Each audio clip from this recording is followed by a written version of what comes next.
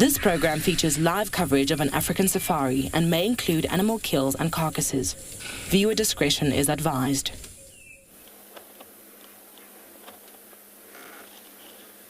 It is sunny and warm, and we are looking in the trees, looking on the ground all over us for some wonderful animals to find. I'm looking in the tree hoping to find some spots today. I hope that you're also wanting to find. In fact, I know you guys want to see some spots. So we're looking for creatures great and small here on your live safari through the African bush.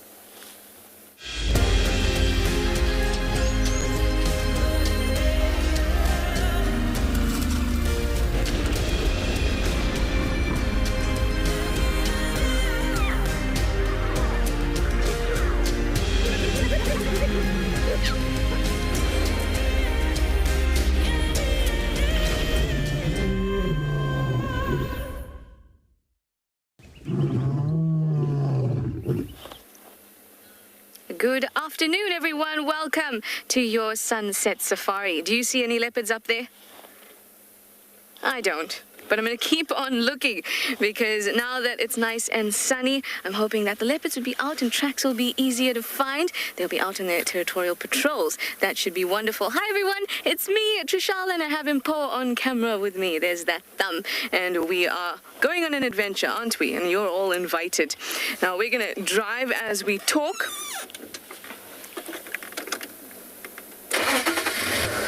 And we're not just going to drive and talk, you're going to talk to me too. It's your live safari, so use that hashtag WildEarth or at FC on the YouTube chat stream, or you can go to our website, you can sign up and use our question box. And our lovely kitties, you can use kids' questions at wildearth.tv. Now, I said to you, one of the greatest things about being so nice and warm right now, especially after days and days of rain, is that the roads can finally have an opportunity to dry, and that means the soil gets a little bit more sandy. So we're going to spend at least the first portion of the drive just trying to look for some good tracks that we can follow up on. And then later on, as the sun starts to set and it gets a little bit cooler, we'll pop down to the hyena den, see what action is happening there. And of course, always looking for some elephants. Always, always. I said it is warm. It's about 27 degrees Celsius, 81 degrees Fahrenheit. And finally, our skin is getting some sun. It feels great. It's a substantial mood booster. So far, I do see tracks of elephants, but they are from this morning, and we are heading up north. I would like to check out Buffelshoek Dam, but the dam wall and things like that is still a little bit flooded or around it. So I might go pop there and see if there's anything of interest, or see if there's a spot where I can park. But if not, I will definitely report back to you. The wind has died down as well. And there's quite a nice silence. Let's just listen for a moment. The wind has been doing this to me. When I want you guys to listen, the wind starts to pick up. Oh, there we go.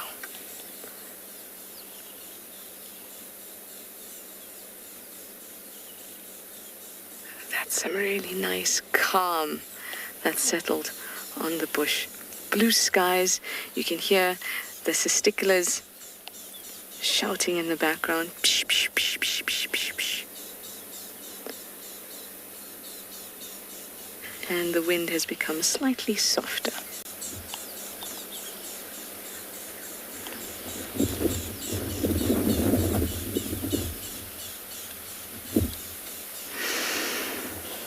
The air is fresh. And it's a wonderful, wonderful day out here on Djuma Game Reserve. Well, it's not just a wonderful day out here. It seems to be a wonderful day at many of our locations. Let's go and check out the weather.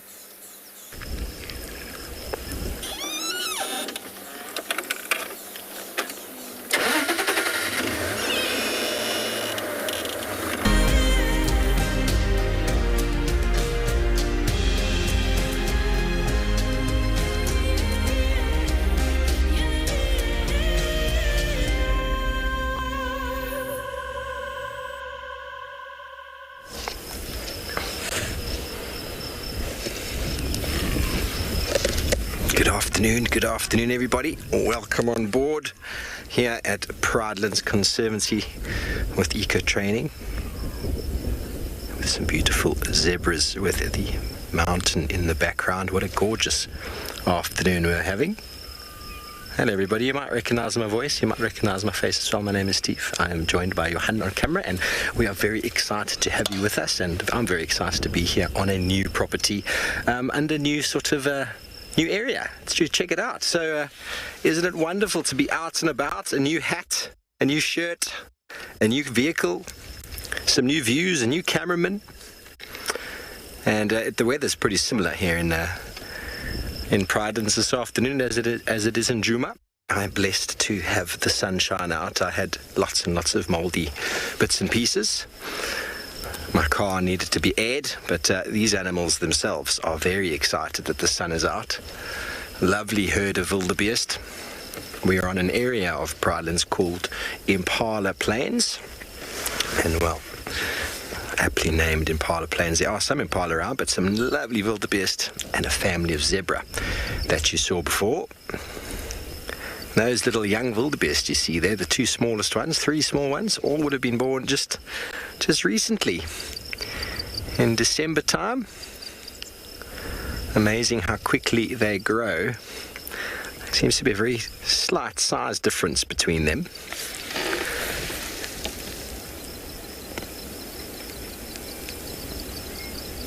They change color very quickly. Keep up with the herd, blend into the herd as well. We obviously don't get the same sort of herd sizes of wildebeest that you'd see in the likes of the migration, and saying that as well, a completely different species, the blue or brindled gnu, right up in the Mara. We've got the white bearded gnu. They all sound quite similar. I wonder if they smell the same. Their behaviors are very similar. They do all sorts of markings with their preorbital gland, with their feet, their bodies, rubbing and rolling. I wonder if their smell is the same. If we had the same amount of wildebeest here as we do in the Mara, would I smell the same smells? I think it would be slightly different, don't you think? But it's like that smell of a wet dog. Wet dog smell is universal, isn't it, everybody? It doesn't matter what dog you're smelling. If it's wet, it smells just like a wet dog. So I wonder if wildebeest from the north and wildebeest from the south sound the same, smell the same. Oh, that one is just going to show us exactly what wildebeest do. Once they start moving, we can all relate to a degree. Jackie, they're already starting to get their stripes. They're born obviously very, very sort of light in colour, and slowly but surely their skin is starting to stretch. They'll come into frame now. You can see they're already starting to get the stripes on the back there. Hard to tell in this light. And they're already starting on the neck. Already the stripes are there. So yeah, I mean the brindled gnu, it almost looks like someone's put them on a grill and sort of grilled their sides. They haven't though, I promise. But they're just very little versions of the adults. So they don't seem to have them on the side as much. But it's actually a bit of hair, everybody. It's actually not just like skin, extra skin. It's actually little lines of hair on the body. That's quite noticeable.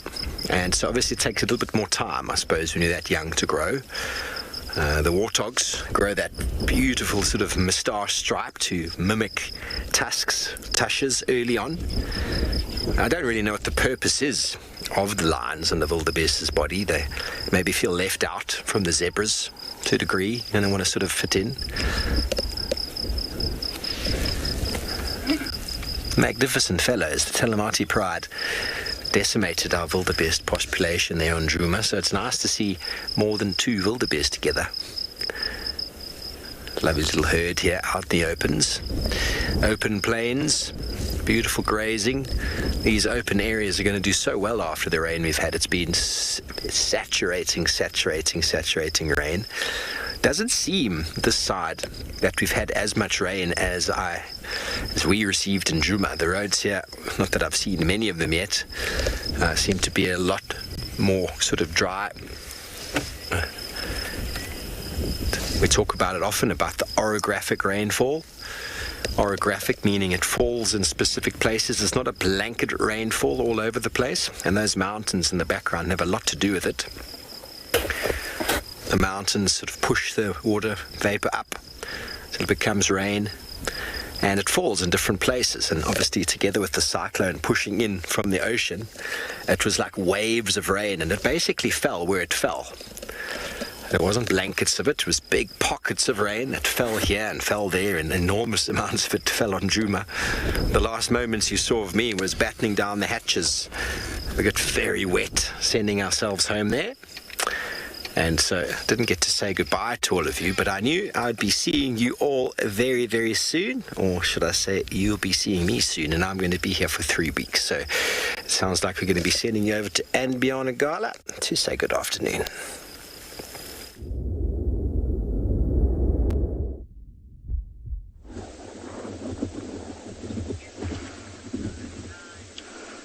Good afternoon and welcome to Anbian Private Game Reserve, everyone. Believe it or not, we're starting exactly where we started this morning, back in one of the clearings in the south, and you can see, just like Steve had at Pridelands, beautiful group of wildebeest and zebra, a much larger group of wildebeest than zebra, just being the two here. The zebras are putting on quite a show for us this afternoon, standing there quite beautifully next to us. You can see the beautiful Drakensberg mountain range in the background, which is also stunning this afternoon. It's a little bit hazy. I think that's with all the wind and with the conditions drying out a little bit. There's a little bit more dust around. But my name is Nick, and behind camera we've got Odie this afternoon. And we've come back to where we started this morning. We're still looking for the lions this afternoon, and we did find quite fresh tracks of one of the young lionesses going south on the road in front of us. So we're going to try to see if we can follow those tracks for a little bit. With the reserve being still so wet, we're going to try and avoid driving off-road though, because we want to be as sensitive as possible, and driving off-road in these conditions will compact the soil almost completely, as well as the fact that there's a very good chance of us getting stuck, and we don't want that this afternoon either. But back towards the mountains, you can see the beautiful Drakensberg there, sort of the most northern part of the Drakensberg in southern Africa, or in South Africa, and it's a stunning view of them. It's stunning to have some blue sky and those gorgeous clouds out as well.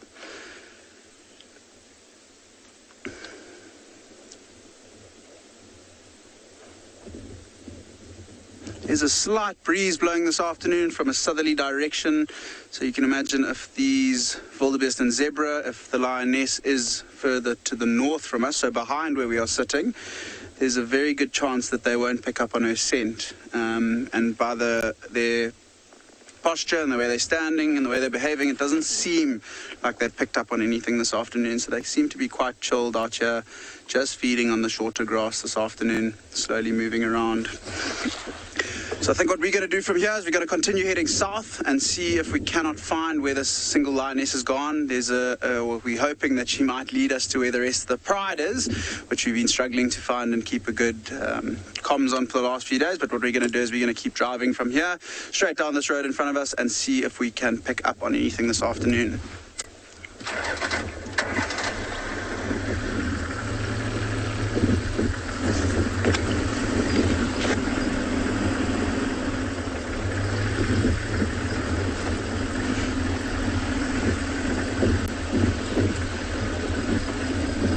Pretty sure that this lioness, the way the tracks are going, I'm sure if she hasn't met up with the rest of the pride already, as it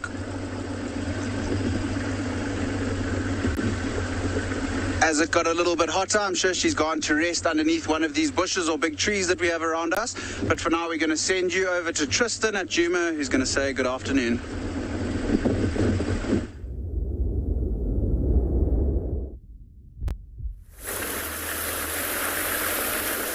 Good luck, Nick. Hopefully you'll have a successful afternoon finding lions. We had a very unsuccessful morning on a lion front. I mean, Trishala found one Avoca male, but we had tracks for just an endless amount of lions going all over the place. It looked like, from what I could see, that potentially two Avocas were chasing the Talamati pride around, but we'll get into that just now. My name is Tristan. On camera, I've got Cloney this afternoon, and essentially where we are right now is where I last had tracks. It's very difficult in this area because the road to my right, or two roads to my right, are closed.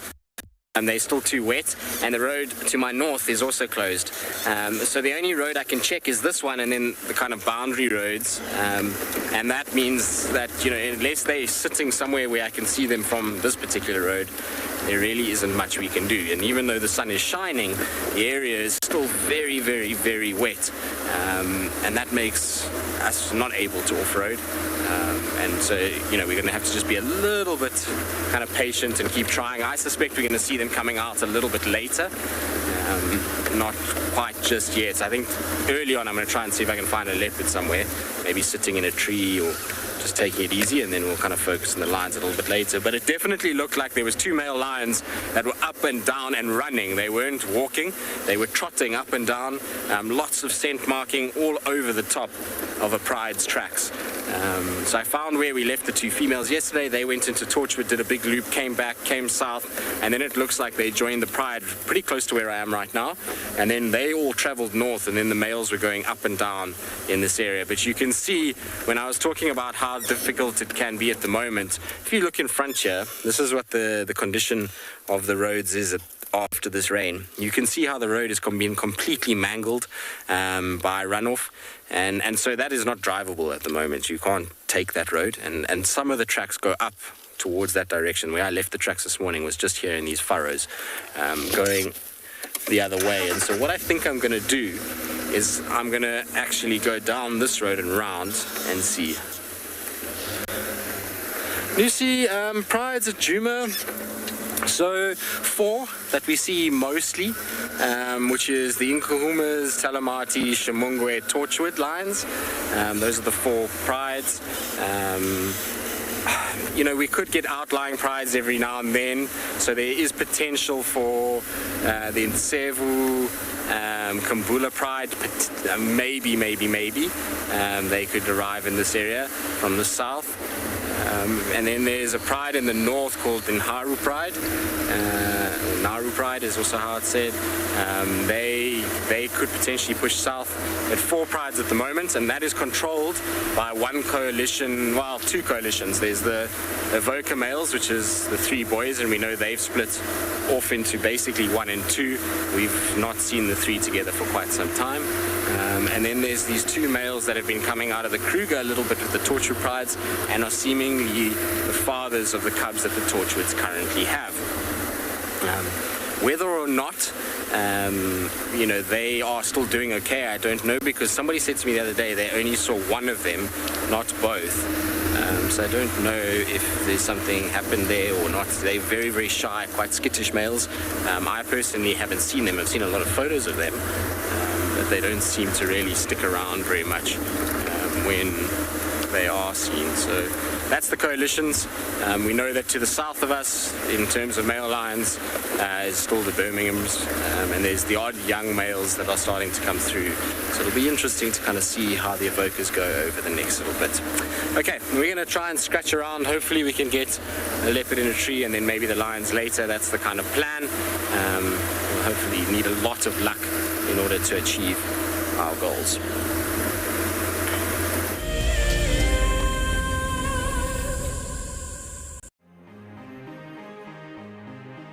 Hi, I'm Sue. I'm from South Africa, and I'm the incredibly lucky winner of the Tswalu competition. Tswalu has so much to offer, but we're really looking forward to the game viewing options, as going out with a personal guide who has so much knowledge will just be exceptional. Motsi Lodge looks absolutely amazing, and we're so looking forward to spending time there. It really is out of this world. I only registered as an explorer towards the end of January, so when the email arrived stating that I was the winner, it took me totally by surprise.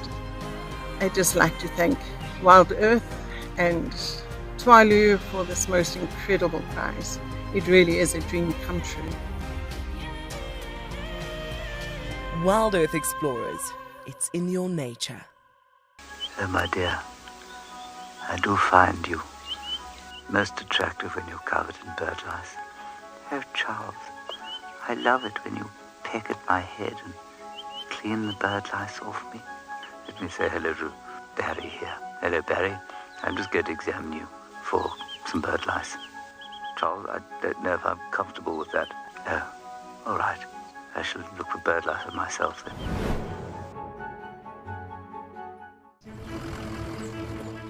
My name is Taylor McCurdy, and I work for Eco Training.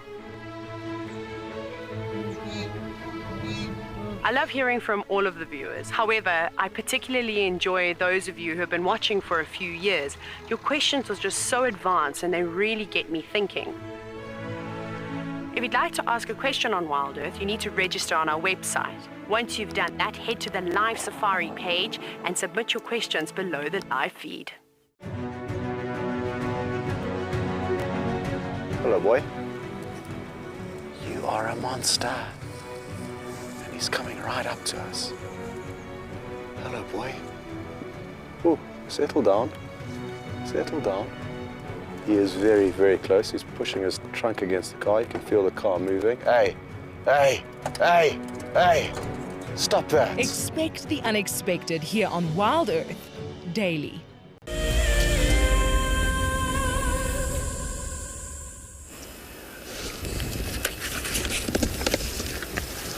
Welcome back to Pridelands, everybody, where we decided to stay with our little general herd of antelope and zebras.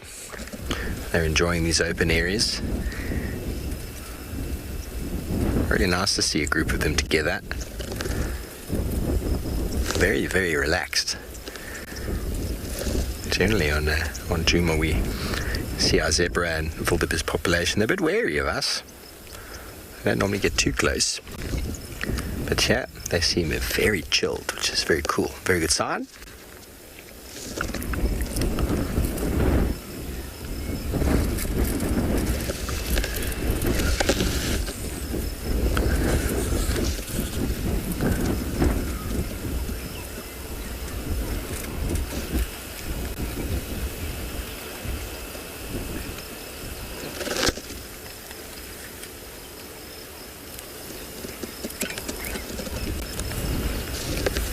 Exactly, Lebogang. That question of yours is almost answering itself. Definitely the eyes and the ears. Can you just have a look at this female impala here, what she's looking at there? She's looking quite interested in something. But all the other animals are looking very relaxed. Lebogang, I'll get to your question now. But you see this behavior of this female impala and male impala. That sort of behavior is one of interest. There's lots of other herbivores there that aren't paying any attention. So the purpose of hanging out in a group, as you've kind of said already in your answer, is it's safer for them to hang out together. Yes, most certainly. Not only big species on their own, like a whole lot of wildebeest, a whole lot of zebra together are safer, but these mixed species, these mixed herds, they're all watching out for the same danger. But what they also do is they have a different feeding strategy. There we go, they've gone back to feeding. Clearly it wasn't too much to worry about. They've got a different feeding strategy. The zebra have teeth at the top of the mouth and the bottom, so around the front, the incisors. They're able to chop grass quite low, and that actually facilitates the grazing for the wildebeest. So big discussions in the Masai Mara with the migration is that the zebras often move forward and then the wildebeest follow. Obviously, if there's been a big fire, the fire's basically done the job that the zebra would do, but in a much larger fashion. So wildebeest love fire, but when there's no fire, they follow zebra. And impala, well, they're a mixed feeder, so they're feeding on all of the forbs and herbs that you have around here and on the grass, and they're also able to feed quite low down. So the zebra also facilitates it for them. So they're all benefiting each other because they're not competing. You don't get too many animals in the same area that feed at the exact same level. If that happened, one would outcompete the other. It goes with birds, with animals, with predators. The better adapted of the two always outcompetes the other. That's why you don't find two wildebeest species here, or two zebra species here, or two giraffe species here, because they don't. Well, one's outcompeted the other, so you don't have it anymore. There was talk in historical evidence that there was once two lions, two different species of lions, and one was just better than the other. Same going as there were once 6 species of human. And, well, there's only one now, so competition in the animal world is very strong, very, very strong, and the weak always succumbs to the strength of the stronger. That's why you see in areas where bushbuck and nyala occur together, the bushbuck get outcompeted by the nyala, so you don't find as many. They have the exact same habitat preference, same feeding, same strategy, and the nyala is much bigger, so they obviously dominate. So it's sort of a cascading level of herbivory, and all the while they also suffer the same fate when it comes to lion or leopard. Obviously zebras aren't as worried about leopard as impala are, but if they've got youngsters, they are, but they do not like them. They do not like them. They will not tolerate them, and so the impala can actually be benefited by zebras, because zebras are very vigilant, very observant, and I think all three species together really do benefit each other in the long run. Well, we're going to send you over to Tswalu Kalahari, who'd like to say good afternoon.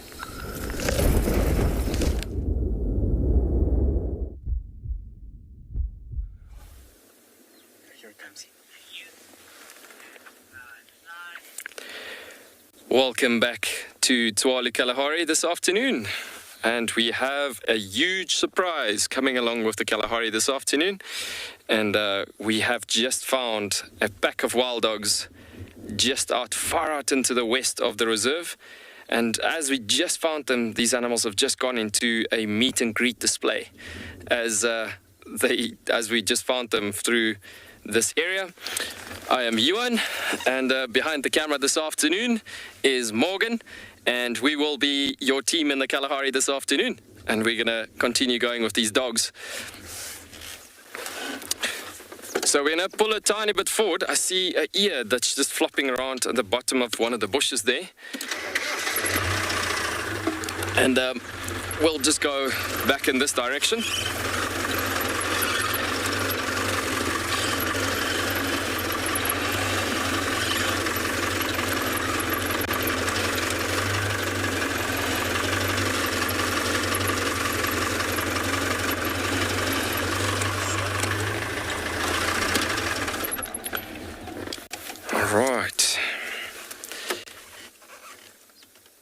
So, as I've mentioned earlier on, these dogs have literally just gone through a meet and greet display as we've just found them, literally as we just found them a few seconds ago.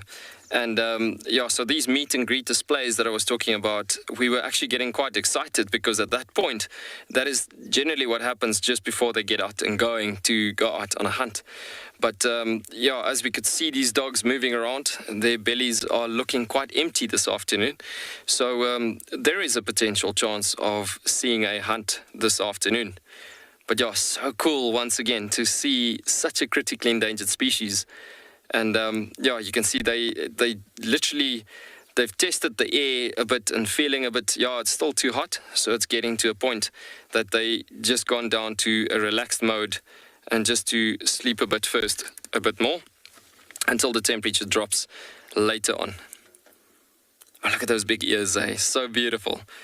So nice to, even for us as guides and trackers that works with them daily, just to be able to follow these animals. And even if we could see them every day, I mean, that is so amazing. Look at that head coming up and beautiful ears flopping around, coming out there. We will be adjusting as time goes on, like just adjusting just to better positions from here and there, and just to clear out to get to better light as the afternoon goes on. But for sure, we will be sticking with these dogs most probably for the afternoon, because as it is, it looks like that these dogs will be going out on a hunt this afternoon. And the surfaces in the Kalahari is good enough actually to stick with them on these hunting events, movements that they go. And if we're lucky enough, we could actually potentially see an actual chase on animals physically happening. Looks like the alpha bear actually in the shade that's lying down over here again. So just as a bit of a reminder, you'll see the alpha dog male have like beautiful white chest, and it actually looks like the beta females here in front. the grass is a bit sharp here. Can't really see at the back there. But yeah, definitely the alpha male are lying at the background.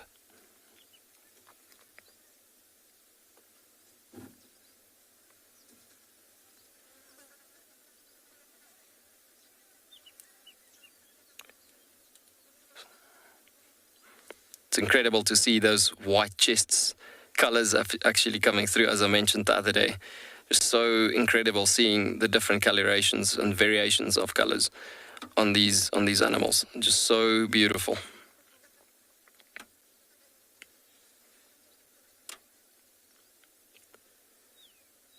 So typically in the Kalahari, wild dogs are animals that can do long distances at a time.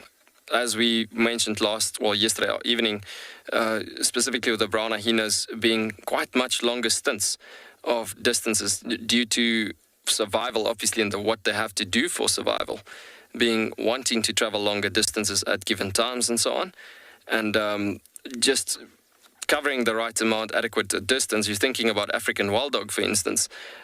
Yes, dogs could do within one afternoon event into nighttime, where they go mobile and so on. You could easily get them hunting for 20 kilometers at a go or so. And it's just amazing to see how much stamina these animals have. And this is obviously why you see these animals relaxing so much to a certain extent, that they just obviously resting the right adequate amount for the time when they're getting active. So yeah, as I've mentioned earlier, they have digested quite a bit of food. And it looks like the distance that they've moved from the last location we have seen them, they have tried at least once or twice in a hunting event by the looks of it. And it looks like they haven't really caught something big in between since yesterday morning till now. And so yeah, we're looking at a situation that they stand a good chance to go out and hunt. It looks like the flies are bothering them quite a bit there at the moment. The flies that we have in this area typically going for the bacteria that's secreted from that comes out from the sweat, that's secreting from the sweat glands in this environment is basically attracting quite a bit of the horse flies. See, flies, mosquitoes, and especially horse flies even. Often you'll hear people will say, or there will be certain people saying, I don't know if you heard about this yet, but yeah, some people would actually say at some points that, it feels like these mosquitoes are targeting me more than other people actually. And this is actually the case. It happens truly that mosquitoes, flies, and so on does actually go for certain people more than others. And so in this case, the bacteria that comes from the sweat from wild dogs, and funny enough, giraffe, as well as rowan and sable antelope, you get these animals being targeted quite a lot by these particular type of flies. That's why the tail is also non-stop waving around as it is.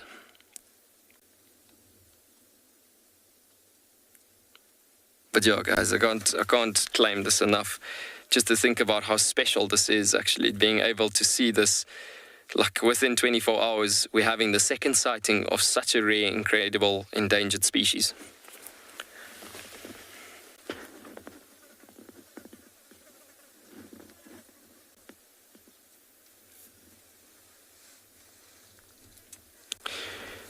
So at the moment, it looks quite deceiving, actually, as you look at the situation and you're looking at, how's it even possible? How can this guide say that they're going to get going and moving out on a mobile sighting this evening?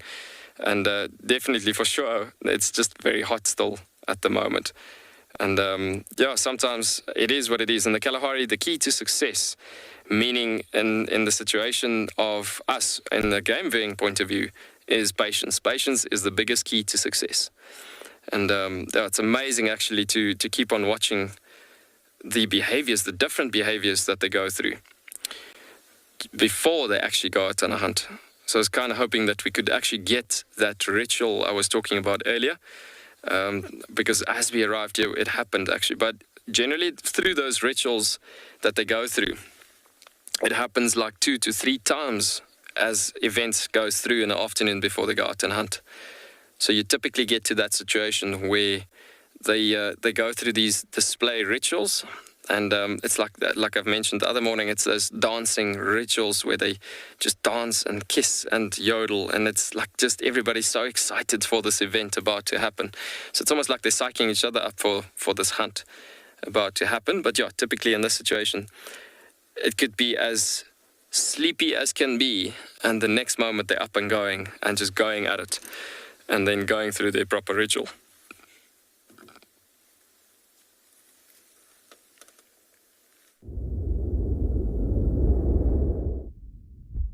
Look at it.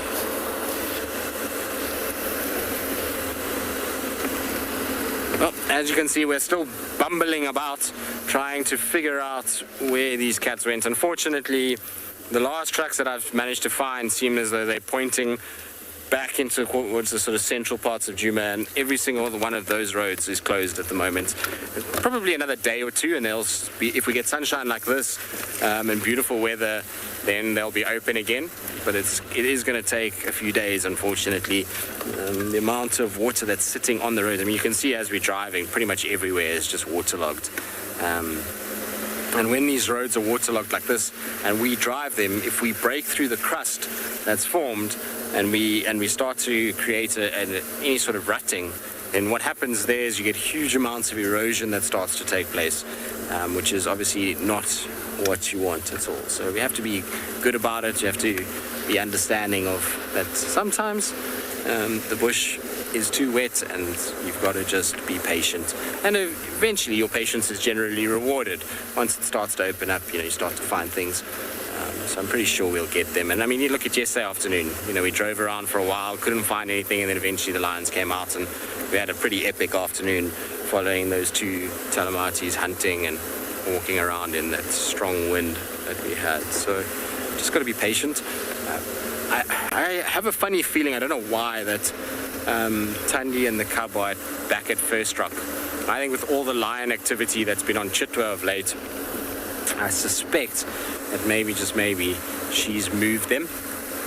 That's the one downside of when we get a lot of lions in the area, which we have at the moment. It just seems like every road I've driven since I've been back has got lion tracks on them. And that is that the leopards start to become a little bit more scarce. They become a bit more wary of what they're doing. And they actually start to move into the fringes of their territory that are away from where, let's say, a lion is roaring or spending a lot of time. So you've got to kind of then work out exactly where they're moving. And I've been very surprised I've only done 2 drives since I've been back, but in the 2 drives that I have done, I've only seen 1 set of leopard tracks. And given how much rain we had the day before, it was a blank canvas out here. We should have seen leopards moving around, but there's only the 1 set.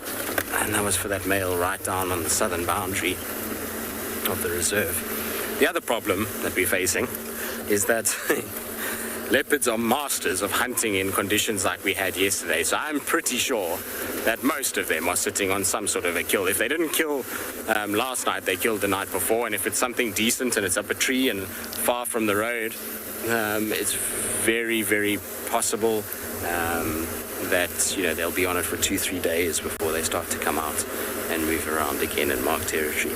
All right, we'll carry on. We'll keep looking and seeing what we can find. In the meantime, though, let's send you across to Tim Pinder.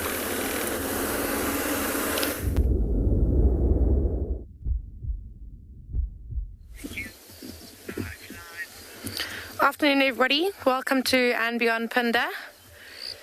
We've found a beautiful bachelor herd of young male giraffe. They were all just standing in the road earlier, just chewing the cud. You can see that the 3 that are still in the road are also still just chewing, and the other 2 have moved off and have started to feed on what looks like a tambuti tree. Let me just double check. Yeah, feed on a tambuti tree, or on the leaves of it.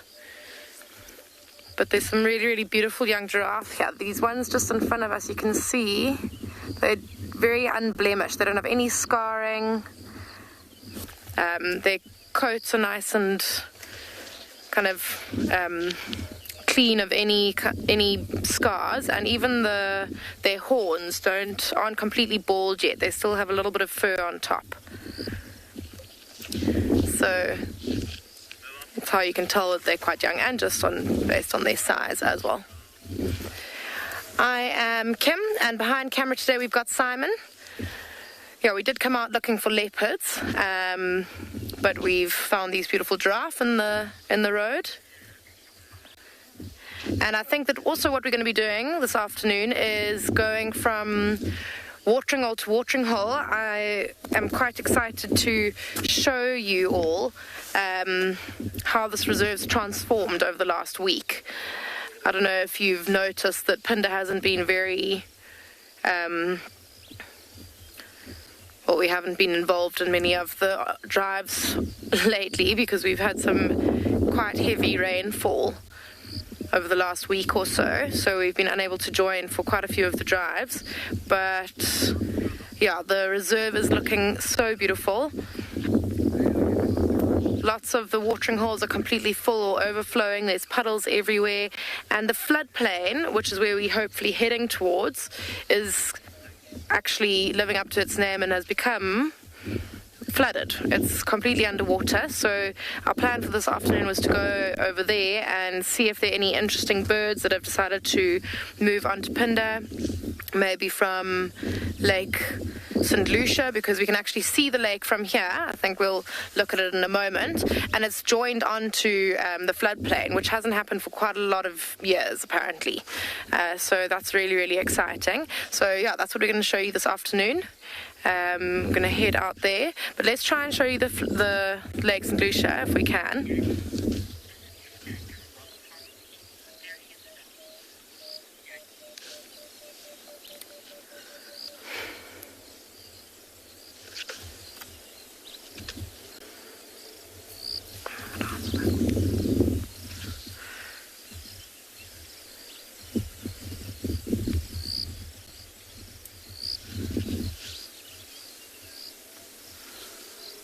Can you see it there in the distance? So you can see Lake St. Lucia there in the distance. So a little bit closer to us, you'll be able, that's where we'll be going.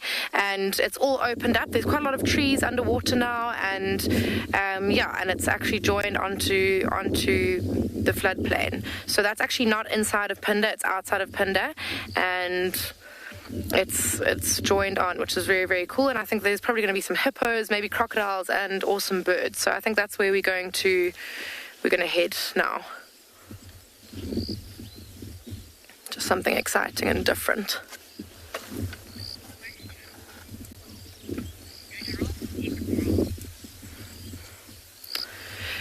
Mo, I haven't actually seen giraffe eating grass before. I don't think so. They specifically have that long neck for eating leaves out of trees.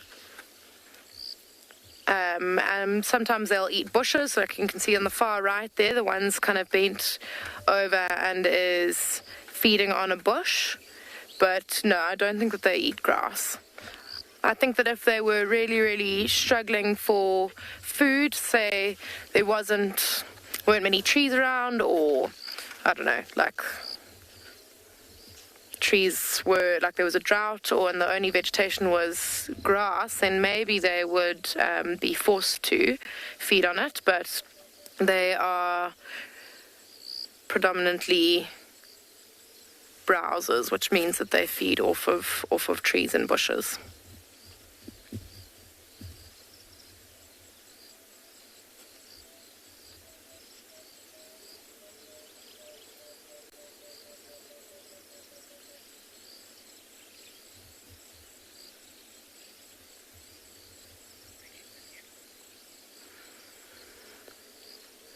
Oh, one's coming towards us now.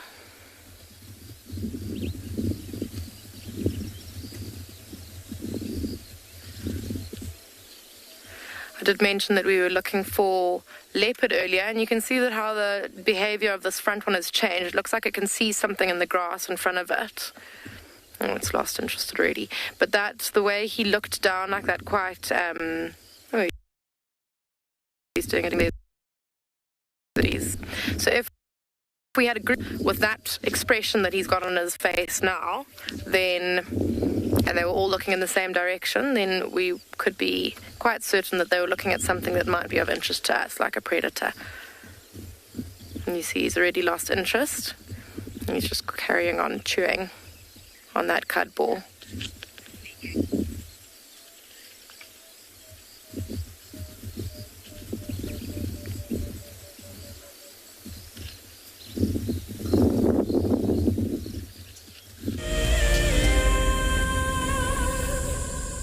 It's no secret that nature can heal. Some of our Wild Earth viewers are finding solace in the outdoors close to their homes during lockdown. This is how I keep myself busy during lockdown. Beautiful little jumping spot. I love walking in the open spaces near my home. Provides a moment of peace in a crazy world. This is my fire escape with some of the birds I get to see. That's what it's like in New York City during lockdown. Being in nature helps me to cope with the challenges of life and helps me to be humble and grateful. It's magical watching everything turn into a winter wonderland as the snow softly falls. Been doing lots of walking, dog walking, outside at parks. This is my Ridgeback Drake. Our little slice of paradise is a provincial park called Hopewell Ross. Connecting with nature is critical to stay positive during these tough times. Wild Earth encourages you all to find time to escape to nature. We stopped as the dusk was settling and there was a zebra mare underneath the bush. She was lying down. We didn't really know what was happening, and then we saw it. Everybody, there's a zebra giving birth there. There's a zebra giving birth. This is a zebra giving birth. Look at that. Look at that. Oh, you clever mare. Well done. It's born, everyone. It's born and it's alive and it looks fine. This was, of course, an unusual sighting. Normally, herbivores like impala and wildebeest and zebra will give birth during the middle of the day. This is when their predators like lions and hyenas are fast asleep. But as this little foal took its first steps, the dying embers of the day had just gone over the western horizon, and it was just the time that the hyenas and lions were starting to get active and go out foraging. This is why we didn't light up the sighting, of course. It may have compromised the zebra's eyes and at the same time attracted those hyenas and lions to the activity.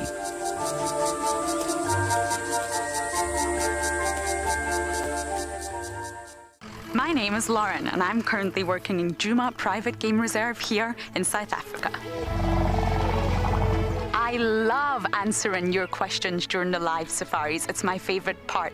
It feels like you're on the vehicle with me, and I'm able to teach you exactly what you want to know. If you want to ask a question on Wild Earth, then you need to register on our website. Once registered, you must go to the live safari page and ask your question below the live feed.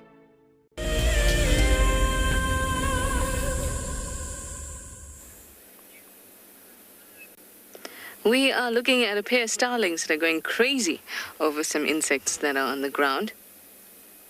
Look at them. So cool to see them bounce about. And that lovely sheen. Well, we are now on Cheetah Cut Line, which is our eastern boundary, or eastern boundary of Djuma. And I was trying to get to Buffelshoek Dam, but unfortunately, the roads and signal would not permit. But that's okay. I did manage to at least get a glimpse of it, and that glimpse showed that it was so tremendously full. But unfortunately, we couldn't spend some time there. So what I'm going to try to do now is I'm heading south on Cheetah Cut Line, and then we're going to get soon to the dam at Twin Dams, and at least be able to watch it from the main road. Because I miss visiting the dams and seeing what curious creatures we can find there.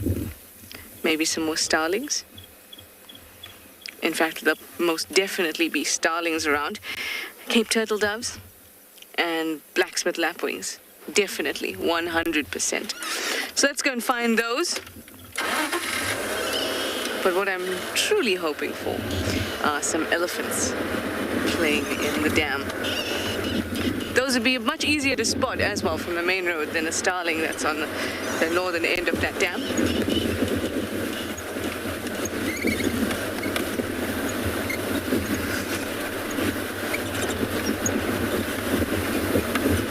These guys.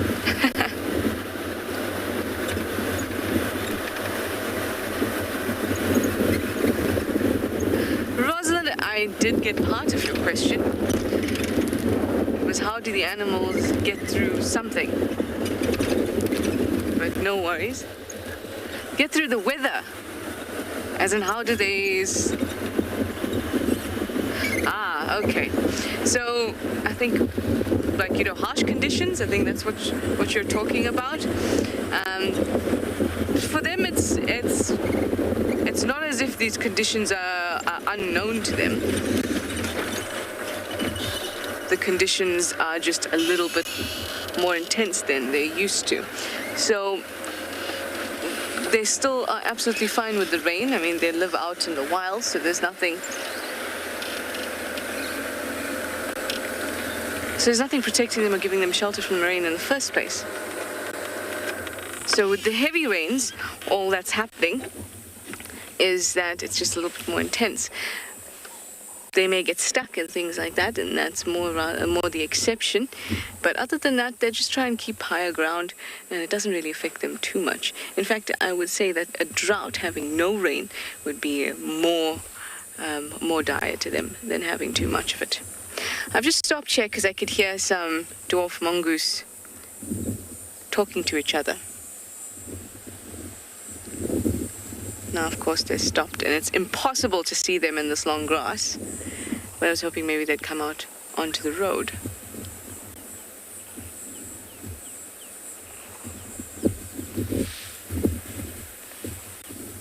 Apparently, I don't have luck for them today. I can still hear them. I'm very bad at making their sound. Nope, that's not even how it goes. But they're definitely somewhere in this area. I would say they're probably underneath this bush right here.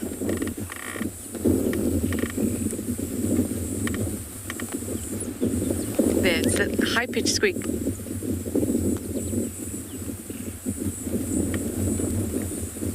Kind of goes...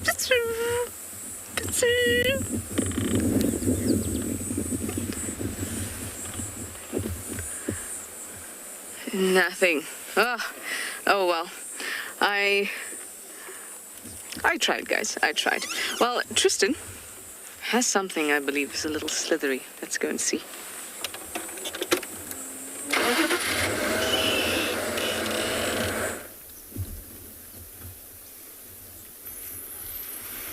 Well, I actually just saw Trishala recently before we came into Torchwood. We've come to First Rock in order to find any sign of maybe Thandi and the cub. But unfortunately, or fortunately, depending on where you sit, if you're a reptile lover, you'll be pretty happy to be seeing a giant plated lizard, and an absolute toad of a giant plated lizard at that. This is a large individual. Very, very fat, as you can see. These guys here do quite well.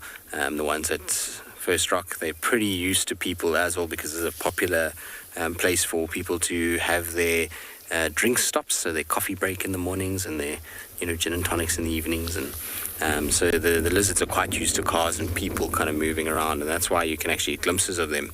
Normally, their default behavior is if anything is around that's disturbing them. So let's say Thandi had to walk up onto these rocks right now. What you would find is this lizard would just duck straight into the crevice and underneath the rocks, where it knows that it's going to be very difficult for anything to get anywhere near it. A leopard won't be able to get in underneath those rocks very easily. So that's their kind of default behavior. But once they start to understand that you're not a predator of theirs, then they are like this, where they'll just kind of cruise around in the open. But it's absolutely beautiful up here. It's kind of up on the rocks, and I always love coming to this spot, particularly at this time of the year, because the greenery and the views that we get is just so pretty. There's this little drainage line that runs here in front, and you get this vista of the kind of Sabi sands and the lush green vegetation as the rocks kind of drop off, and it's always a sort of favorite place to come and kind of check around. It's still quite warm, so I don't think we'll have too many things on the rocks itself. But you never know. It's always worth just checking. So I just want to go forward and kind of check in the front here. Madison, you're asking if those lizards bite. So if you harassed it, it most certainly will bite you, and it will have sharp little teeth, and it will hurt. It's not going to kill you. It's not going to take your finger off, but it won't be pleasant either.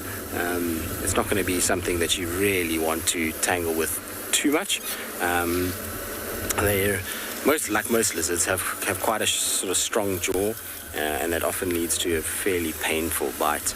Unfortunately, nothing down below. I was hoping there's one rock that just sits in the shade at the bottom, and given how wet and damp things are, it's a good place for a cat to sit, particularly the likes of Tandy's cub. I mean, he obviously has a name now, but it's just easier to refer to him as Tandy's cub in a scenario when you're talking about both of them. But Marips would be, most likely like to be somewhere there.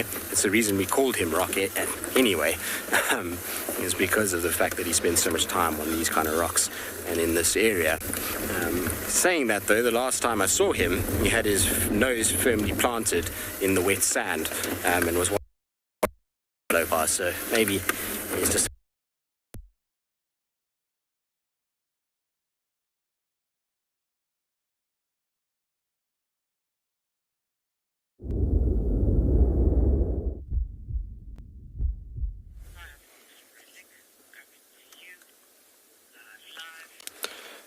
Welcome back, folks. So we have realigned the vehicle a bit, and we got to a bit of a better view here.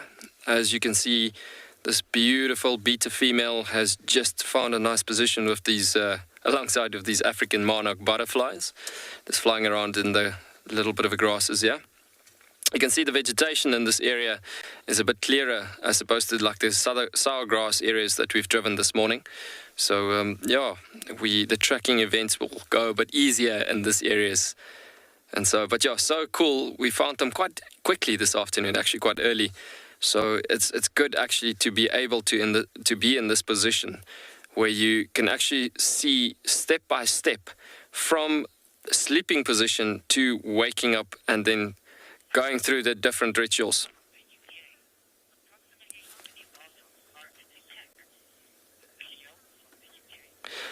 Cleo, you from the UK, you just asked how many wild dogs are in a pack.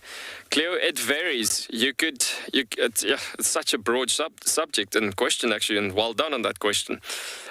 Wild dogs, it varies. You could get to packs, generally sizes from 10 to 15 to 14 to sometimes only 5, only 4, like this small pack that we have here at the moment.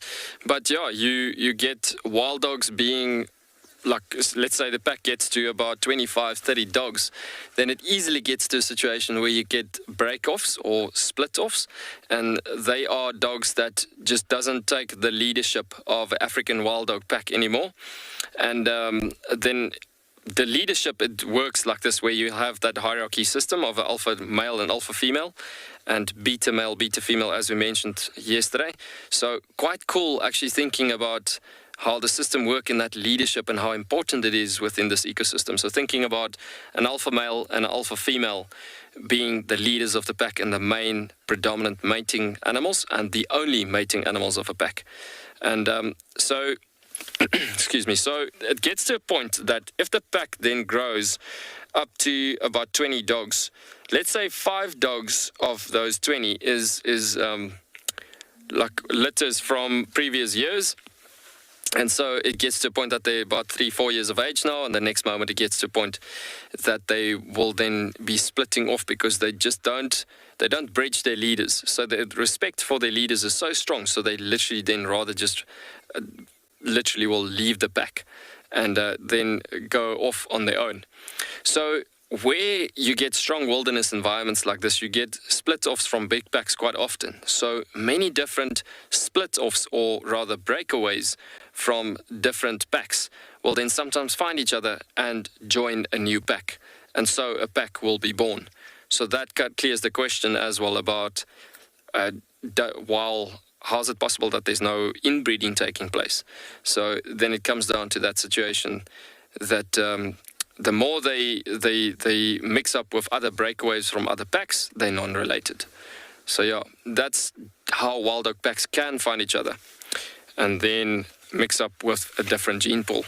But wild dog packs on average in Africa, I'd say between 10 and 15 animals in a pack.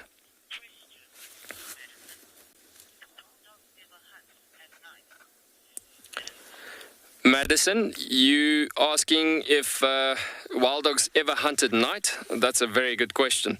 So it's quite interesting. If you got a dark moon at night, now wild dogs are extremely day active. If you look at the region just below the eyes, and obviously with the black stripe that runs between the two eyes and so on, the functionality, well, the function of those markings and the black markings in the face, along with the actual amount of darkness in the face, is to attract the sharp sunlight towards that particular spot. To concentrate the sharp light there. So it keeps the light out of the eyes. So they're actually day active animals. But now comes dark moonlights as it is, and it's a complete dark night.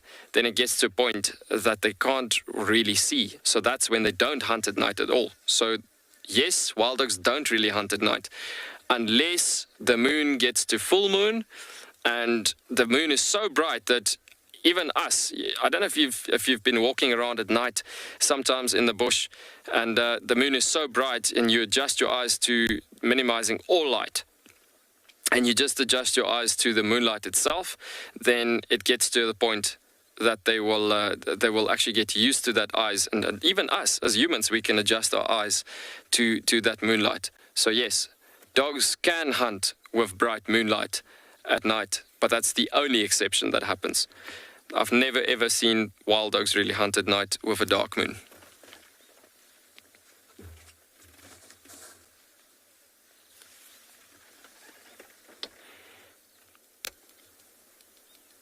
The other thing is also that if they move around quite often, they hunt really well.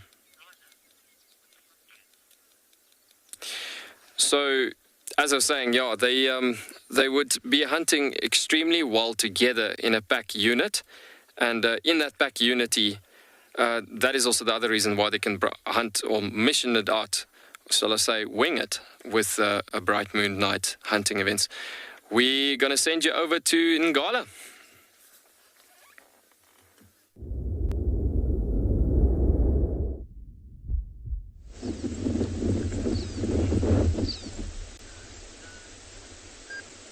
So, believe it or not, we have managed to find a lion that we have been searching for this afternoon. We're actually sitting with a couple elephants, and we heard this lioness contact calling.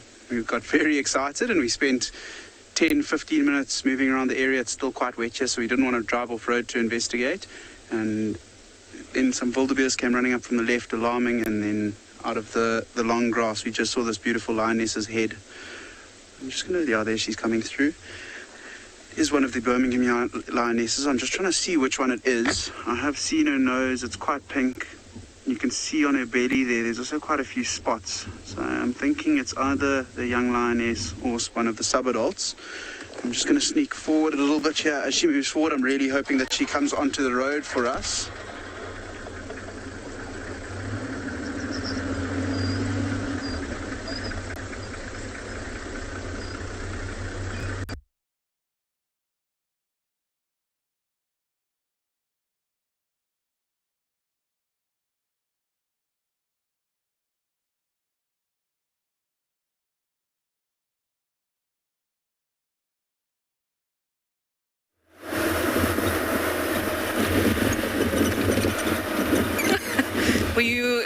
Did you see me do my hand dance, everybody? I was, FC was talking to me, and I decided to entertain them with my hand puppets. So we have come round towards Twin Dams, hoping, like I said, that we'd be able to see something from our southern boundary. But unfortunately not. But that's okay, I did manage to see the Mulwati, which is just beautiful. The Mulwati has been flowing.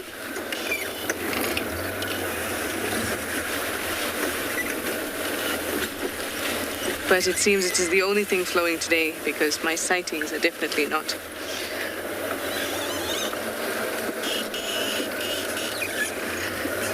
Either way, we're going to have a look around. I think so basically right now, Mpo and I have done the northern boundary, the eastern boundary, and the southern boundary, and just turned in to Djuma from the south onto Weaver's Nest. So that means that close by to us would be the Avoca male that we saw this morning. He'll be close by, so we can have a look and see if he's still around. Maybe he's moved onto the road somewhere, which would be awesome. And then once, like I said, once it cools down a little bit, pop into the den, and then once it gets dark, have my spotlight out and have a look for some chameleons. I think that's a great course of action. And of course, anything else in between. I was so hoping that I'd pick up on leopard tracks because of the weather.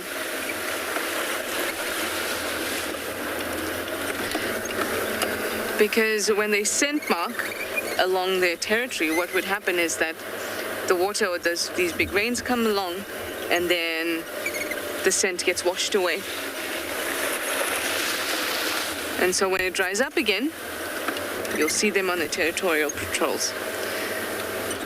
So I was really hoping for that. And I mean, we can still be hoping for that because it's still a bit warm, and in the evening, we might get lucky.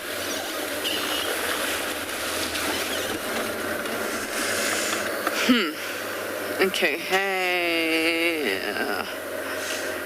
I'm going to have to see how bad this erosion is. Oh, it's pretty bad. So I'm going to turn around and I'm going to send you over to Swallow and their wild dogs in the meantime.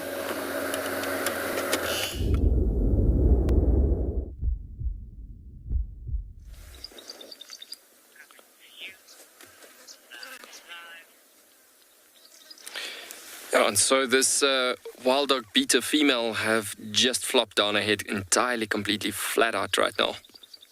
So she's gone down, and you can see these dogs are clearly just waiting for the temperature to drop quite dramatically. It is so important for Kalahari animals to make use of the right temperatures at the right time, and just so they don't overutilize their body energies and so on. Just thinking about from times in summertime, for instance, versus wintertime, and the different seasons of Tswalu specifically, and in this particular region. You're looking at animals in the summertime need to go out quite early in the morning. And so as it goes out early in the morning, the temperature is obviously still nice and cool, and there's still a lot of moisture in the plants present as it is. And so as the moisture in the plants is there, it means automatically a lot of food resources, meaning a lot of antelope, a lot of warthog, and a lot of things are out and about. So this is the thing why the dogs will be hunting at that given time. But also it's cool, and it keeps the heart rate down and nice and cool, actually, if they hunt at that given times and so on. But if you look at the winter time, for instance, it's more to do with the cold temperatures that happens. Like the Tswalu is known as an environment of extremes. So it most of the time comes down to a situation that in wintertime, it's the opposite of the hot extreme temperatures in summer. So wintertime, you get to situations like where you could easily get to midday temperature of 20 degrees Celsius, which is actually not too bad for an average winter's day. But it gets to a point that you could easily get to a -6, -5 centigrade temperature. And so it's crazy actually thinking about it, that animals have to deal with temperatures like that. And that's why it's known as an environment of extremes. So that could push a pack of wild dogs, for instance, easily up to 10, 11 o'clock in the middle of the day, for instance, in winter time. And that's actually when there's still a good amount of moisture in the plants left, which is meaning that most of your herbivorous animals, the prey animals, will be still moving around at that time quite a lot, and which is meaning they can still push it through to that particular time of the day as it is. But this is exactly what they're practicing right now. It is very important that they're making use of resting enough at the moment and let the body just ease off into that nice shade that she's found there, and just in a position that they could hunt to great success this evening. The moon is definitely not bright at all, and it's coming out very late at night. So the thing is, it's very, very small. It's in its first quarter of coming through. So coming through to that situation it's definitely going to mean that these dogs will have to, if they're hungry enough, which it does appear like, they're going to have to mission out and about on a great afternoon hunt. I'd say the last 40 minutes before sunset. Hour to 40 minutes. Now the thing is, I mean, we could have easily now driven a further bumble.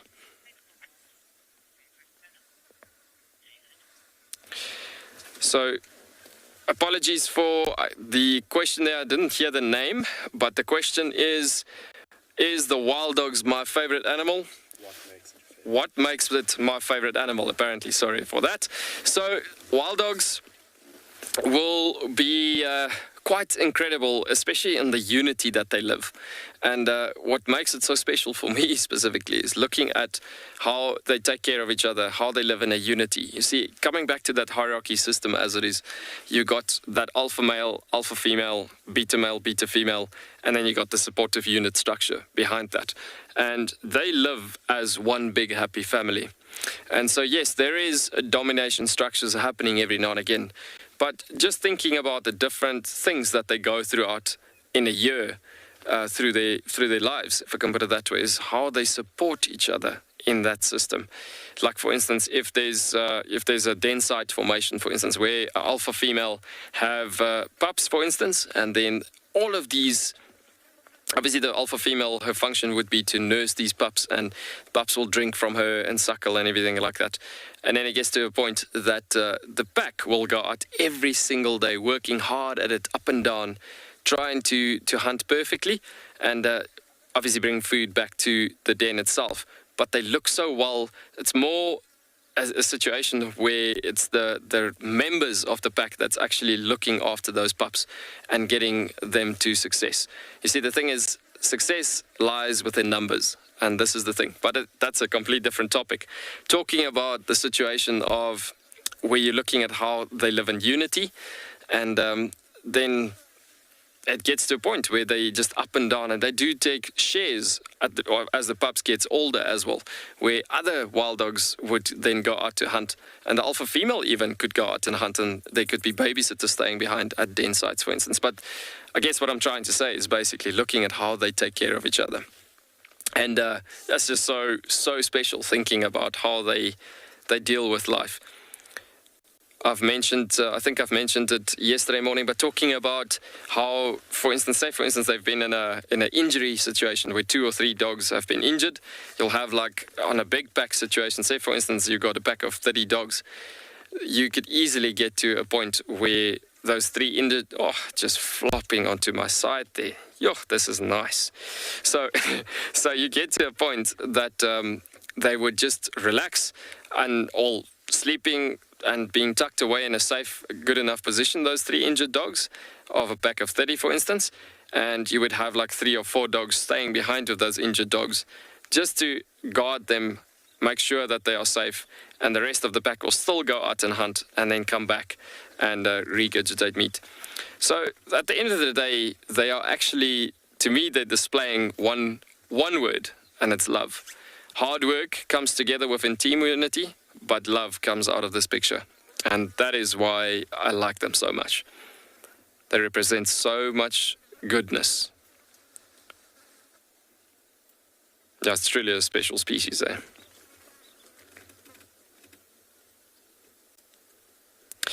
On top of that, I mean, they show you the African bush, these animals. I've seen so many different events.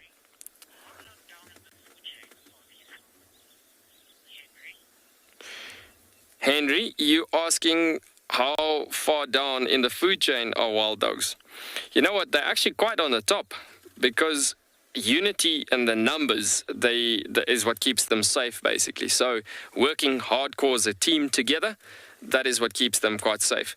But if you look at the food chain itself, you're obviously having your apex predators first, which is typically like your lions, and then animals like hyenas, and you could get wild dogs behind that. But if you look at the situation as it is, they're not being hunted for food, if I can put it that way. Dogs are just in that ranks of that they could be killed every now and again by the bigger predators, because they are medium-sized predator, but their strength is within numbers. So the bigger the packs, the more they get to a situation where they become much stronger. So I've seen wild dog that's close to 22 dogs in a pack and overruling hyenas completely, a clan of 3 hyenas and so, or 4 hyenas and so. So you could easily get to a point where they overrule big predators. I've seen wild dogs overruling 2 or 3 lions. It's just crazy actually thinking about the strength within numbers that they have and that team unity situation that they have in that creates great strength. But the smaller the pack, the lesser the strength. The bigger the pack, the stronger the strength.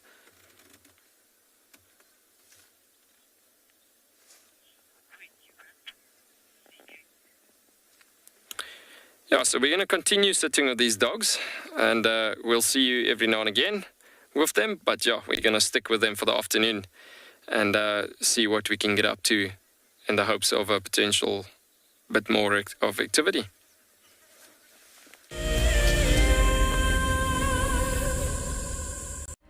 Do you dream of traveling to a far-flung wilderness location where life continues as normal? A place where you can escape to nature and breathe. If you become a Wild Earth explorer, then this could soon become a reality. Subscribe today and stand a chance to win regular travel prizes. Wild Earth Explorers, it's in your nature. Converging game path will invariably lead you to a water source, but treat all water as suspect. One of my favorite ways of purifying water is to filter out the particulates. And by just filtering it through your sock, you can clear out most of those. You can put water into a snail shell and you can boil it over a fire or using a chemical like chlorine or colloidal silver. My name is Steve, and one of my favorite things at Wild Earth is getting questions from you. The type of questions that I really like are those ones that really help us to unpack and understand and really integrate the ecological knowledge and fully appreciate the importance that animals such as these Cape buffalo bring to the ecosystem. If you want to ask a question on Wild Earth, you're going to have to register on the website. But once registered, just head on over to the live safari page and enter your question under the live feed. Guys, just watch what's happening. See, watch the elephants, watch the lions. See, the first ones to run are the cubs. Can you see them? They are right here. I'm not sure how scared you were, but I was quite nervous. But absolutely incredible. Expect the unexpected here on Wild Earth daily. Hi, I'm Kyle, and I come to you live every day here from Kalahari in South Africa. My favorite bird has to be the social weaver. The enormous nest that they create, their survival tactics to inhabit these harsh and unforgiving environments, and as well as their complex social arrangements is truly remarkable. And the interconnectedness with the ecosystem shows us that we are too. Catch up with the guides daily here on Wild Earth.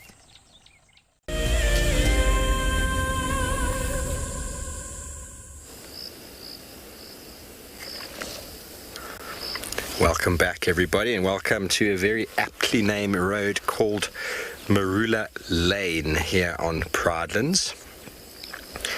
It really is just sensational. I mean, driving through this area, I know that elephants have only obviously been allowed into this property not so long ago. I can't remember the exact dates, but it's quite obvious when we look at the vegetation.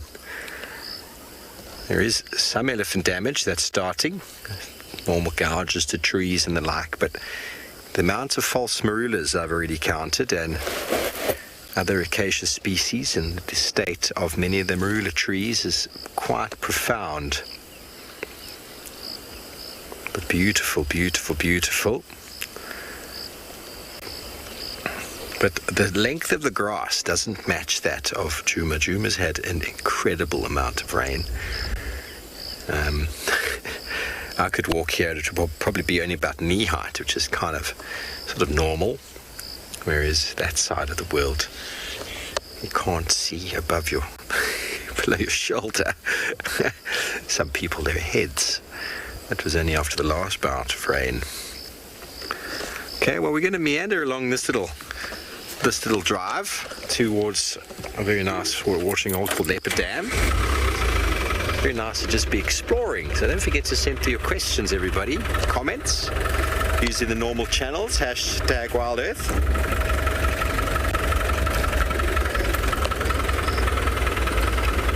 We'll throw them in the YouTube chat stream, of course.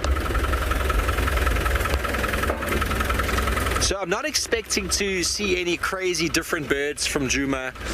A lot of the vegetation is going to be quite similar. It's slightly different in the soil. So seeing a lot more. I mean, look at this false marula here. Goodness gracious. That is going to be one of the biggest false marulas I've ever seen.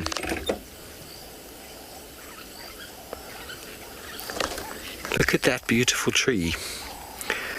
Now, Jackie, you've asked a question that some people have debates about. Some people will say, are there really male and female marula trees, or do you just find some fruiting and some others not fruiting? But they're called dioecious, which means that male and female. So, for example, there are many trees, not huge amounts, where you have a completely male plant versus female plant. Why that is that way, I can't tell you. One plant off the top of my head, cannabis. All of the cannabis plants, as far as I'm aware, you get male and female. But why they decide to do that? Why do most mammals have male and female? It's actually quite a tricky story. Being on a tree and having the same male and female parts in the same flower, which means you've got to do both jobs. So I actually think it's more advanced to have male and female on the same flower. So I think having a male tree versus a female tree is probably a bit easier, because they don't have to go through all of the other nonsense of trying to be two different things. They just have to produce pollen, or they just have to produce ovaries, eggs. Pine trees, for example, have different male and female cones, and that's very old. Pines are very, very old. So why they have male and female is hard for me to tell you, but I'm sure the tree knows. I'm sure they're quite happy with their strategy. But we're going to look for some false marulas. I believe Taylor found one this morning that had some fruit. But this is the biggest false marula I've ever seen. And if we go back to it, we'll actually notice that halfway up, there's been some damage due to who knows what, just right over there. You'll see the damage to the bark, and you see that there's been quite a bit of insect activity, and that's actually led to a huge portion of the tree dying. There's a large portion of that tree is dead. Now, that's obviously because it's gotten old. Trees get old, everybody, and as we know, we all get old and we lose a little bit here, a little bit there, or we gain a little bit here, a little bit there. But insects have gotten into the bark there, and insects, wood-boring beetles, the larvae, eating the wood, and that wood right there is prime real estate for a woodpecker to chop open, look for those grubs inside the wood, and then create a beautiful cavity. I haven't ever seen a beautiful cavity in a false marula, but I've seen many in living marula trees. But this tree right here could potentially have a couple of them in and around. I don't think the false marula wood is much harder than that of marula. Both a similar sort of wood structure. They both, believe it or not, are part of the mango family, everybody. But many people talk about the position and location of false marula trees only occurring on termite mounds. I've had that discussion with quite a few people in the past, but it's not the case. They don't only occur there, but they are more water-loving. So when we do find high herbivore pressure and elephants, for example, we don't generally find many false marulas just growing willy-nilly here in the open like this one is.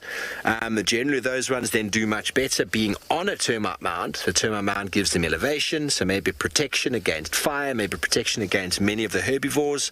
Maybe it's a bit too tricky for an elephant to climb up there. But what it also does, especially the large fungus-growing termites, is they've got access to the water. So they get water, so it makes it very easy for these trees to grow down quickly into the water table, because false marulas are water-loving trees. trees. So this is by far the largest I've ever seen, and for many of you watching, it is not on a termite mound that I can see, but we are quite low down on the landscape. There's some leadwoods nearby. We're just on the other side of this drainage line, which is aptly named Tambuti Pans.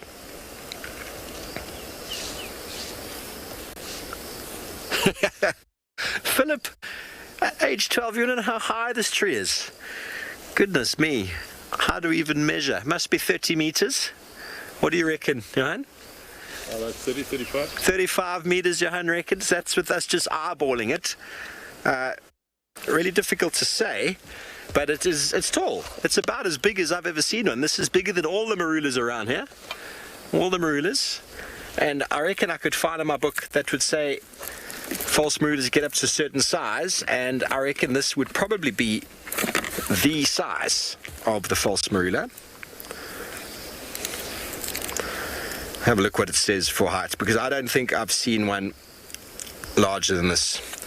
If any of you out there have seen a spectacular specimen bigger than this one, please let us know where you've seen it. False marula. I don't think I've actually got a whole section of false marula in this book. One of those.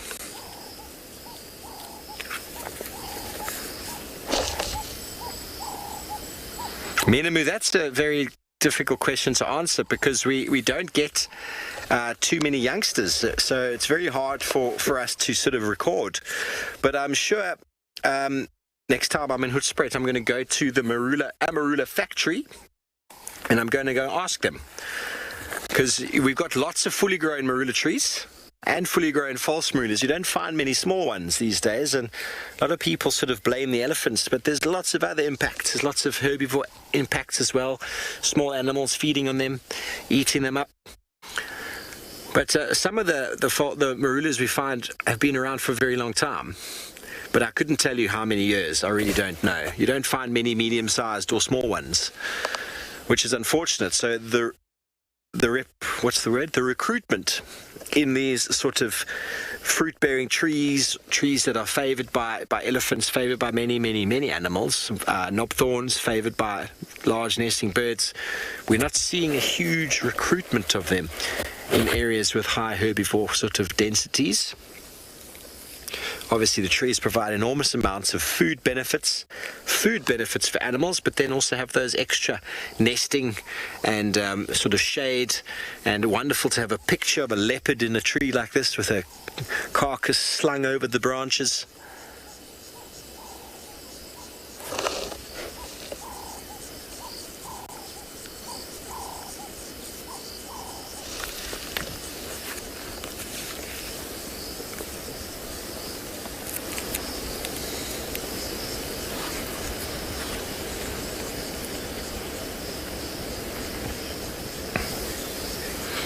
Okay, well, we're going to move on towards Leopard Dam, and it sounds like Trish has already found some water for herself.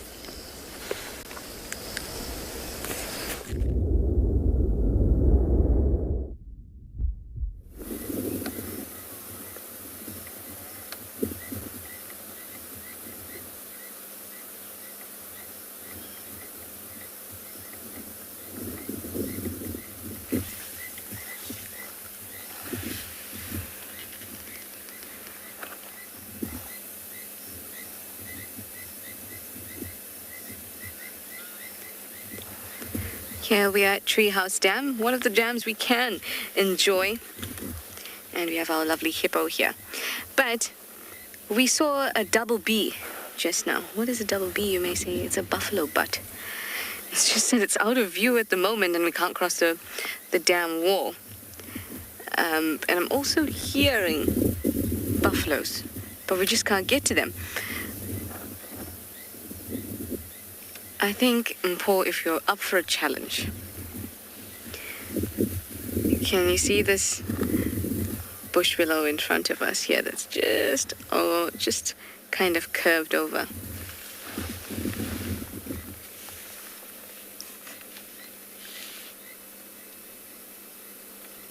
Right there, you've got it in the middle. I'm sure we'll be able to see part of a buffalo through there. A little to the right. Ta-da! There is a buffalo there in the background.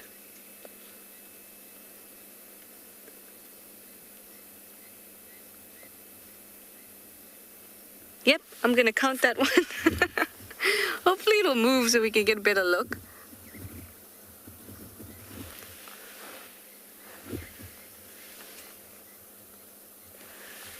But yes, you are in the correct spot. So hopefully there's an entire herd around. But they definitely haven't been coming from the direction I had to come from. And if the whole herd is around, there's possibly lions that are following. Everyone's been trying to find the lions today.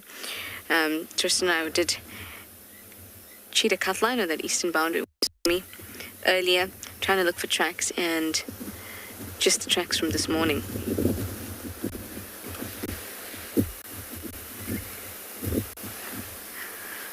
So we're going to hope that we see the lions. Unfortunately, I know that FC just tried to speak to me, but it was completely messed up. So I think I may be sending you somewhere, but I'm not sure.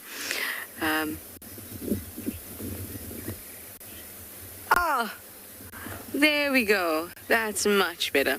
Well, Tristan has a much better view of some beautiful elephants, but I'm going to wait here for these buffalo to peek out.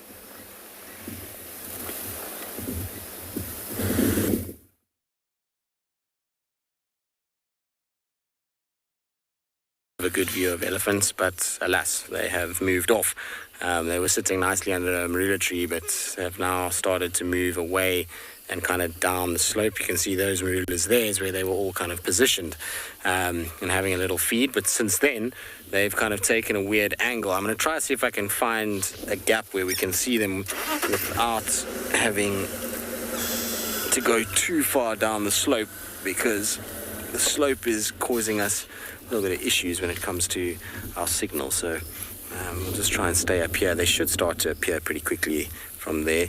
You'll notice a few impalas and then a whole bunch of ellies that will start to kind of move towards the marulas where those impalas are also standing. It's always nice when you come onto Chitta and you've got these herds of elephants on this open clearing. These guys have just come from the dam when we first arrived. And they started moving up onto the clearing, and it's because at this stage there's still some marula fruits that are around, and that's why they're taking advantage of it. So Katie, the marulas, there's a lot of animals that benefit from it, not just ellies. So any marula fruit that, let's say, an ellie doesn't eat that it steps on, you'll find giant African land snails will eat them, funny enough, which is pretty cool. You'll get birds that will peck at them. You'll get squirrels that will eat the nut inside of the seed of a marula, so they don't eat the fruit itself, but they will at least get some nutrition from the nut. And then you'll find things like kudu, giraffe, I've seen zebra, impalas, nyalas, all eating marulas, and what they do is they pick them up and then they bite them, and they basically drink the juice rather than actually eat the marula itself. So they're not that interested in basically the fruit, because there's very little fruit on a marula. For those of you that have ever had a marula, you'll know that the layer of flesh around the seed is very, very, very small. It's actually a bit of a pain to get any sort of marula fruit. You don't get a lot in the skin of the marula itself.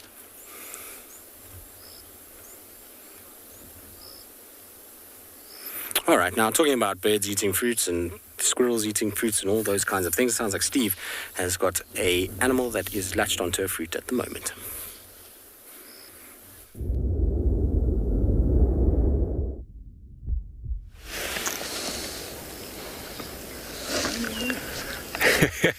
There we do. He's down a bit. He's running along the side. Down more. There we go. We've just watched him, everybody, eat this entire marula fruit. And now he's cleaned that entire thing clean of the marula fruit, which is so marvelous to see. Now he's going to, or she, I'm not sure, going to get the kernel out. Or it's not. It's going to take it back to base camp. Oh, what a jump. Sorry, it's going behind us now. Very unfortunate. Down to the right there. Where's he going? Down. Sorry, Johan. Here he goes. He's going to go stash it. He's obviously got a home somewhere. No, it's going to come all the way back. Not quite sure where it's going. It's probably going to be us later. We're trying to find our way home. Up and over. It's making you work. Oh, he was just figuring out another way down. So let's clean the marula fruit. Sorry about the back of our car there. Clean the marula fruit. A little bit more work to be done. And they're actually able to take off the little cap. Don't go that way. Yes, that way is okay. Yep. Going to go stash it away. Maybe for some winter supply. So that was so cool to see. So cool to see. Such nice... Oh, he's going up the branch there again. There on the left, top left. Really playing for us nicely, this squirrel is. Got him there, Johan. Sorry, I'm in your way.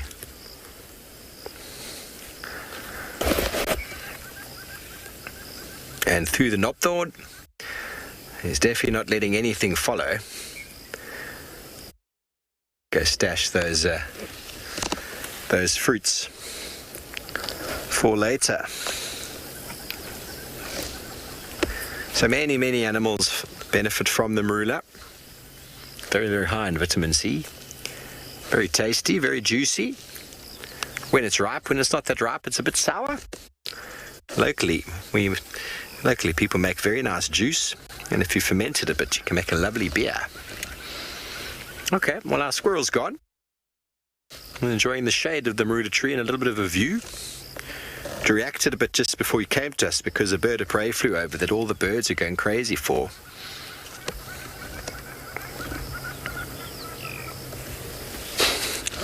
I'm not sure, Bobby Blue. I don't know the weight of each of the fruits that he eats, but they'll be busy all day. But bearing in mind, it's not just the fruit they eat. They'll eat seeds and they'll eat the nut inside. And squirrels have very high energy needs. Any small animal, very high energy requirements. It's not necessarily the amount, but it's the energy that comes with the food. So it's all about quality. There's no bulk eating for these fellows. No bulk eating. So it's all about high energy. And then they sleep. They have a little sugar rush. Sugar rush and then nap time. We've all experienced that, have we? I have no doubt. Beautiful. Beautiful to see.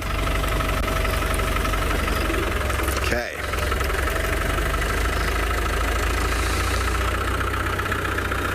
Oh, before we go, we've got some wonderful bird in the road there, busy dust bathing.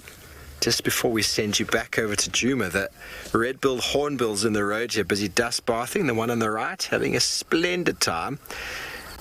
Oh, there's yellowbill. Here we go, that's how it's done.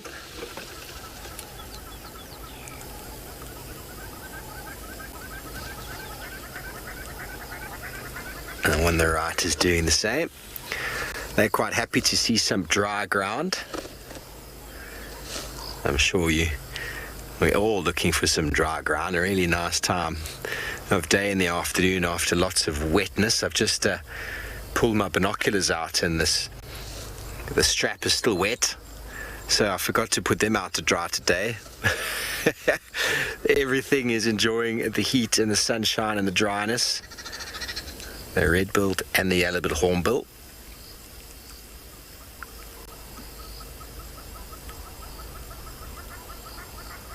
You can see the size difference of the beaks, although I think the one on the right is a juvenile. It's interested to know who this friend is. Don't go playing with strangers.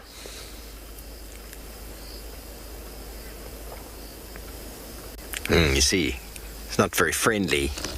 It's my sandy patch here. And there's lots of ants, insects coming out on the ground now. It's not just a place for bathing, it's a place for munching and having a snack. Always encroaching on this spot again. This is what we call inter-specific competition. Oh, he won that battle. Well done. Well done, young fellow. There we go. That's the nice spot right there.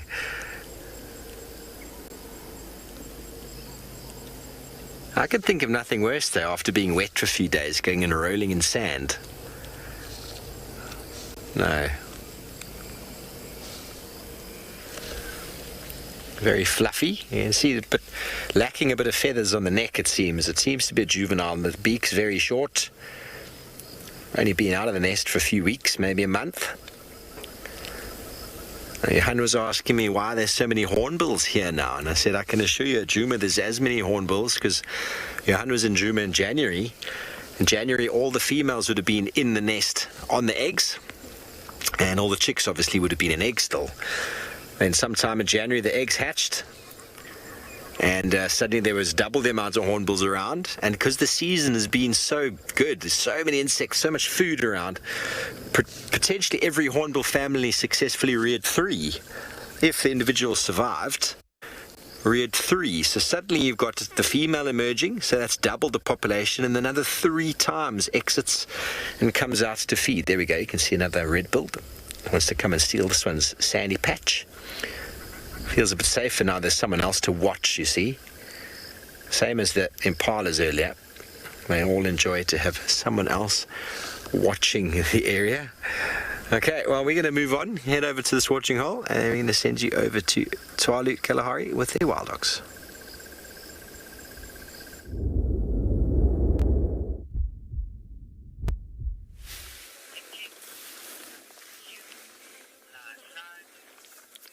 Welcome back to the Kalahari. Look at this beautiful animal that's now just shifted a bit to these right-hand side, or her right-hand side, shall I say.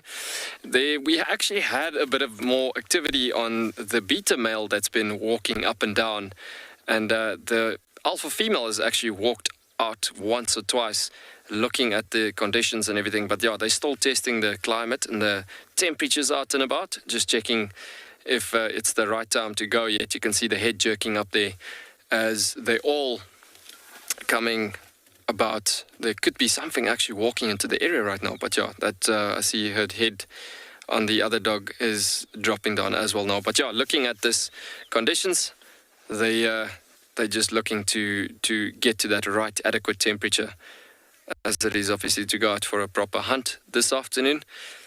You can see the tail waving and wagging there from side to side. The fly is still irritating them quite a lot. Yeah. So the collar that you see there on this particular wild dog female, these collars, as I've mentioned yesterday morning and touched a bit on the topic a bit on the collar situations, the collars are there specifically because they're endangered species. We gotta have to monitor these dogs daily as it is. Look at that beta male just suddenly coming out.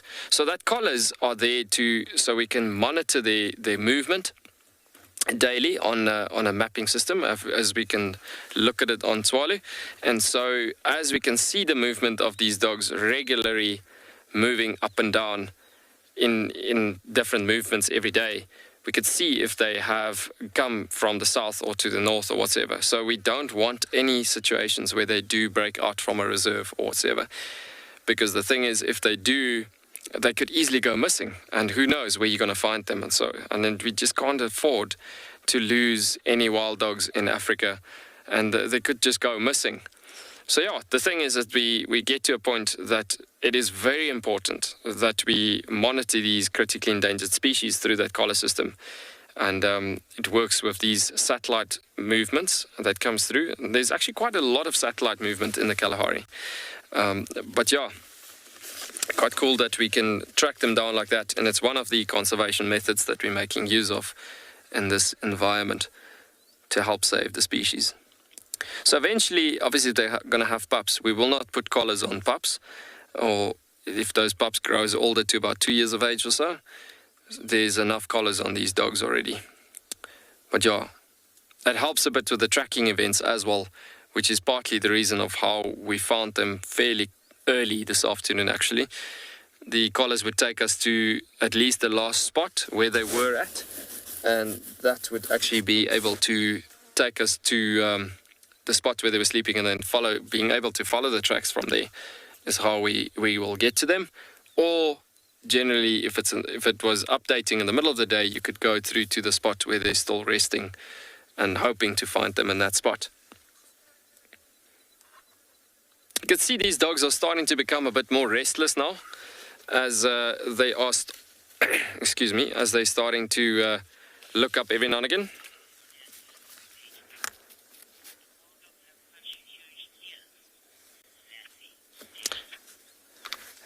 Lassie, you are so young, asking such an intelligent question.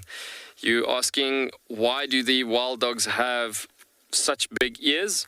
Now, Lassie, when these wild dogs are hunting and they move out and about on a hunt, it is very important for them to listen very carefully. And when they do hunt, obviously they hunt into the wind. So those ears, every now and again on a trotting motion while they're hunting, they look at those ears forwards facing, and they would stop in an event like this. And those big buckets for ears can listen into the wind for over 10 kilometers and even more. And this is the crazy thing, being such a top successful predator. They make use of those ears quite a lot through that function. And the other thing is also, as they're trotting and they're moving through the bush, always skew into the wind or upwind, it gets to a point that they will then be able to listen, obviously detect and hear if there's potential threats for other predators that could be a potential threat in the situation to them as well. But yeah, ears on wild dogs are very important for communication as well, and amongst themselves. So as they're hunting in this pack formation, the ears will be indicators as well to the rest of the pack. So you'll have, for instance, if they're trotting, they go like a patrolling unit from like a broad band trotting through the bush. And so the front running dogs in the front, that's indicating to the rest of the pack unit behind them following. While they're hunting, they send indicators to the rest of the pack through these ears. So the ears will go backwards, folding into the neck, folding downwards, and this would be indications to the rest of the pack that they possibly detected something in front, and that it's go time. It's time for them to chase something, or the indication that the pack needs to be ready because it's about to happen shortly, where they're going to chase it, or chase a specific animal, or that there's something happening in front. So yeah, we're gonna still remain sitting with these dogs and just see whenever they get active. We promise you we will show you this beautiful motion as they're gonna get going on a hunt whenever that happens.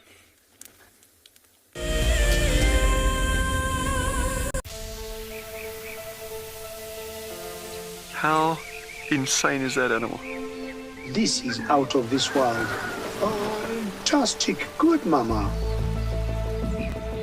Wow, what a way to start off. Just such an incredible privilege to be out here. It just keeps on delivering. There you go, there you go. Heart is pumping right now. 3, 2, 1, you are live, you are live. Look at this, everybody. We've got a live kill.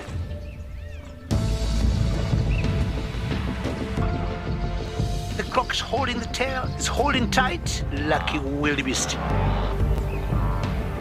There's nowhere to go. This is a disaster in the making.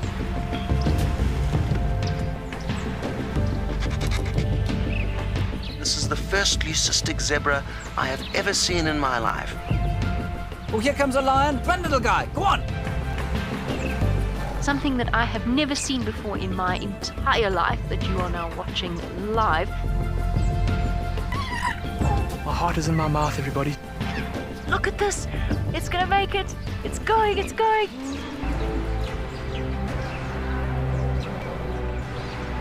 This is just too magical. Hi, little guys. That's great, isn't it?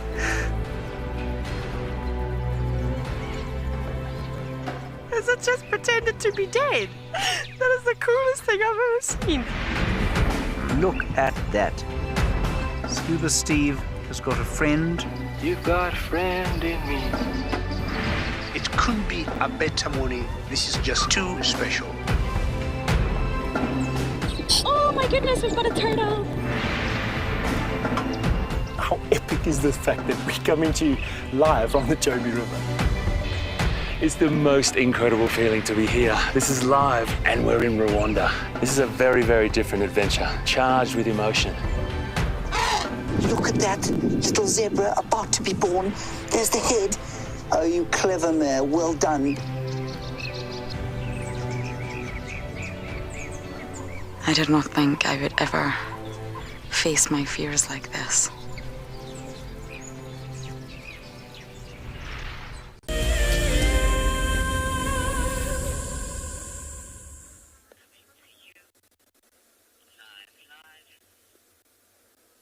Welcome back to a much more active dog. The beta male's just gotten up and he's just dropping some of the last deposits there, as you can look at it. And so typically when wild dogs get active, they would get to that situation where they go to just lessening out or making themselves feeling a bit lighter. That's the alpha male approaching him there. Beautiful, beautiful male. Look at the color variation on that. So alpha male on the left, beta male on the right. There comes the alpha female, and up we go with the meet and greet. I'm just going to keep quiet for now. I want you actually to hear the audio coming out of this meet and greet display.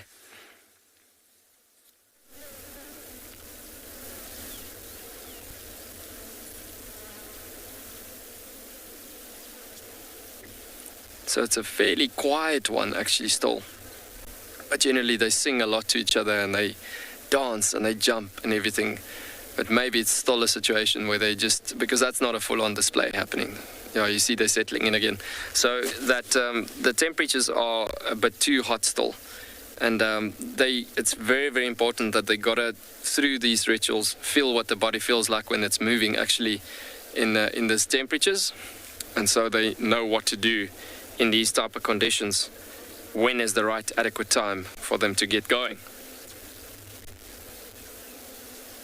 But the excitement level for themselves almost started to happen.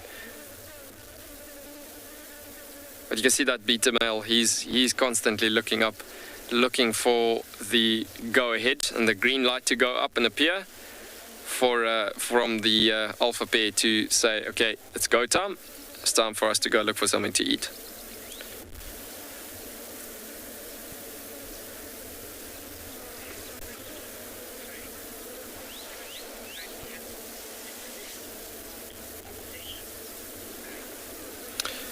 Craig, you're asking what projects are currently happening in, well, I don't know if it's Tswalu or specifically in Africa, but in Tswalu we have had, specifically on Tswalu we monitoring the dogs quite closely and trying to see that the population goes up quite dramatically and so on. So the thing is that, say for instance there's a bit of an injury happening at a given point or whatsoever, then we would have to get a vet in just because they're critically endangered. An injury to such an extent that you could see, okay, we're about to possibly lose this particular individual. Guys, it's quite interesting. Just after that slight bit of a ritual that happened there, these animals are actually about to go. So we're going to try, stick with them if they move out and about as they go. We'll just make sure first which direction they're going to go to before we really make a decision on where we're going to go through to cutting through this dense bush where they were lying down.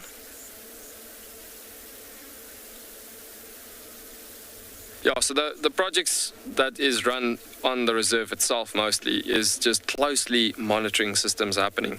We're constantly looking at what's the conditions are like, are they doing well, and whatsoever. I mean, we will not intervene with nature, but the thing is, if there is a situation where we can help an injured animal, an endangered animal, for instance, then we would actually help that animal.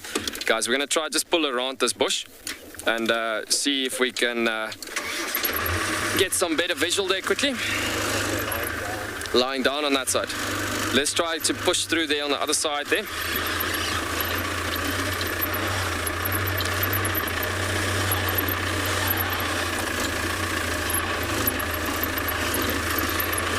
Folks, we're going to send you quickly over to Dressala.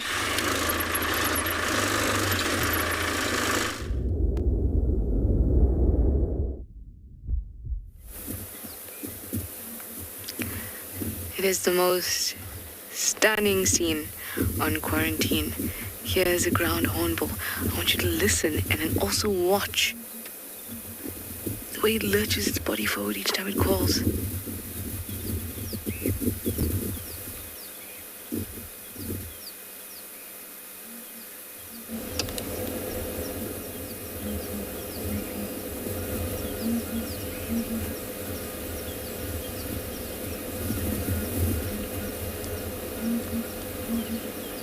That is so cool.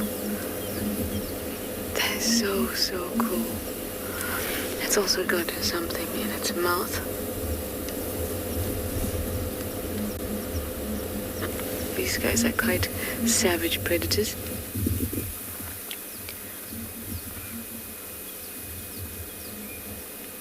Take even something as big as a scrub hare. It actually looks like a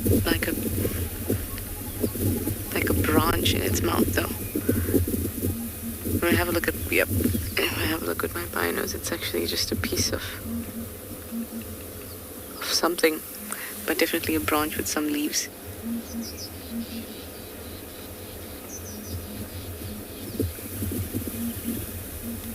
Oh, doesn't it just show you how much effort it takes to produce this sound? Its whole body moves.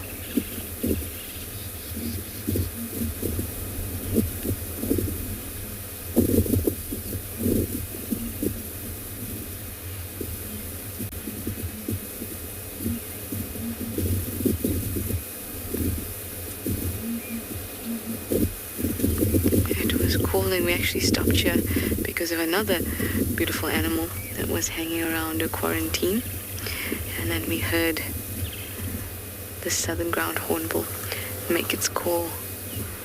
Just take a moment to take this whole scene in, because it is beautiful. The grass, green, bits of yellow here and there. Some elephants to top it all off.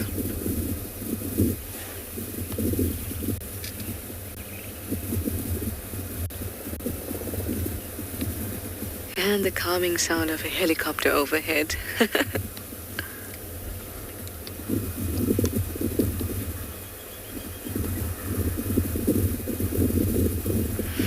Laura Moore, you'd like to know if I think the ground hornbill is calling because it has a gift for its mate. That was my first thought. But I can't hear anything else. And I can't see anything else. But it's just moved and gone up the tree now, but we'll keep an eye and an ear out. That is a very, very possible explanation. Oh, bless you, little one.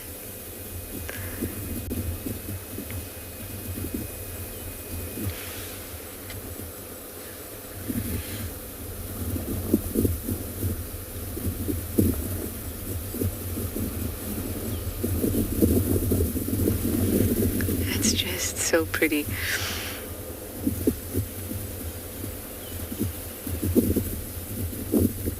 It almost doesn't even look like quarantine anymore. So take a moment to enjoy the soft setting sun on these elephants. The green and yellow of the vegetation and that lovely sky in the background. Maybe our hornbill will call again to tie it all together.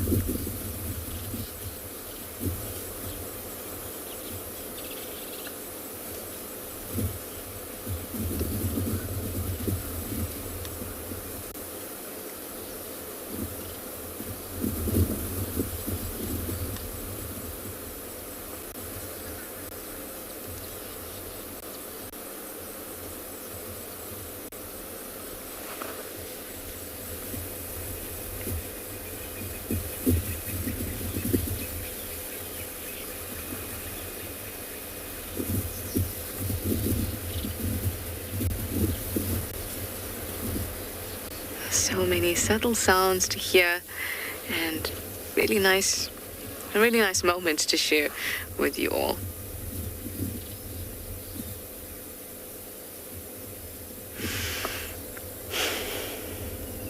A couple deep breaths, because this is really nice and relaxing.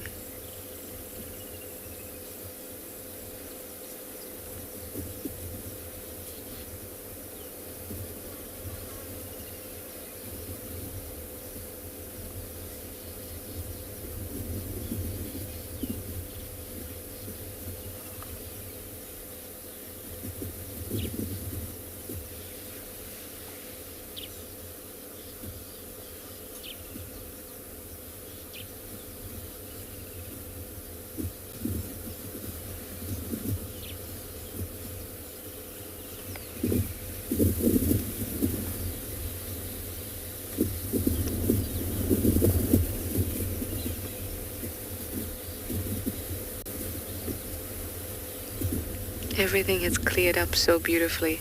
I think that tomorrow is going to be another stunner. The type of days that we're used to seeing in a Juma summer.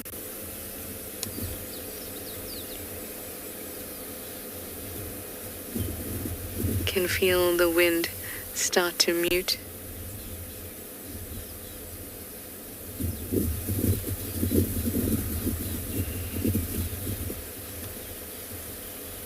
So soft. Everything about this feels so soft.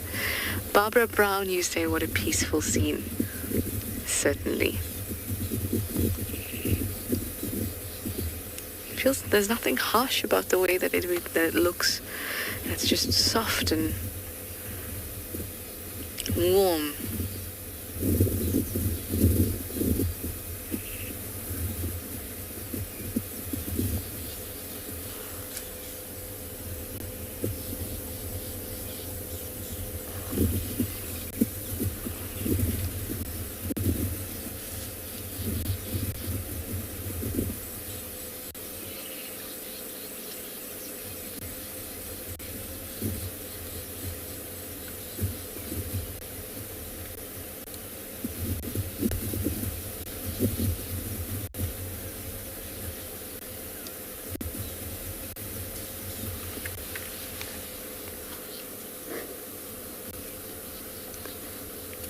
Our ground hornbill has now taken a seat in the tree, and we don't have a great view.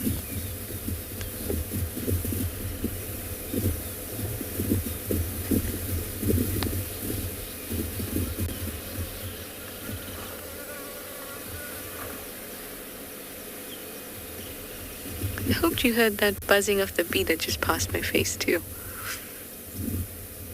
Enjoy all the sights and sounds.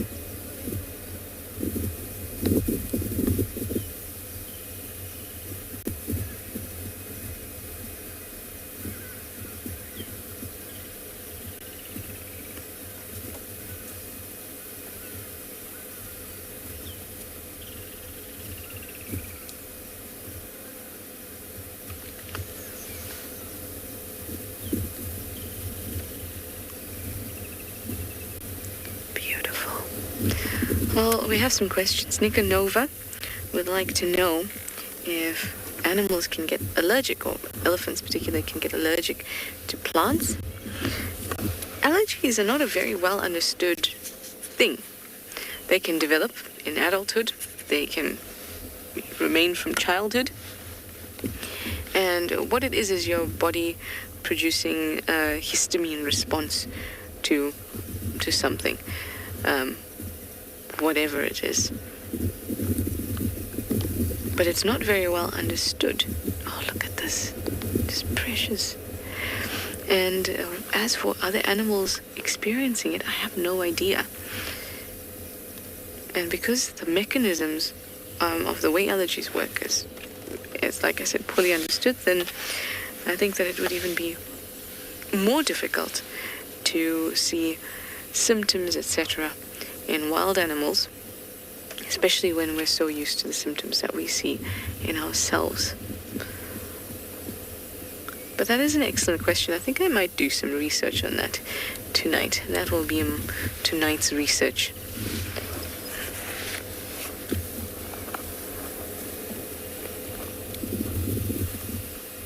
This little one is quite a cutie. Oh. So much fun to be had with a stick.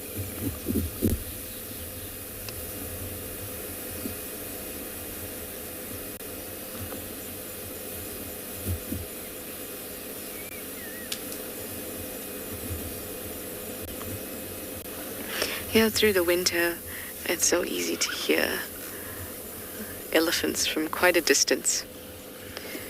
because of that characteristic snapping and cracking, and breaking of branches, stripping of trees, movement through dry grass, or, well, no grass at that time, but dry leaves. So characteristic to hear them. And now, so difficult, so difficult. I'd be able to hear elephants that were far away, a kilometer away.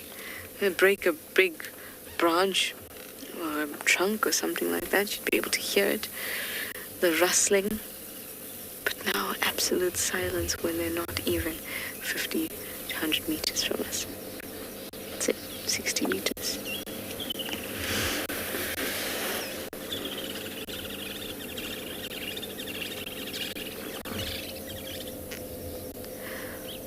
Well, I wonder if you heard that.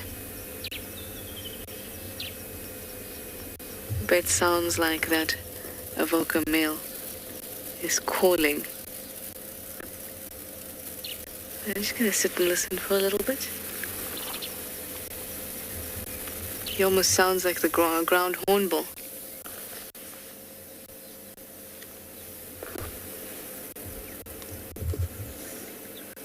Alright, I'm gonna send you quickly over to Swalu, and while I follow up on this lion.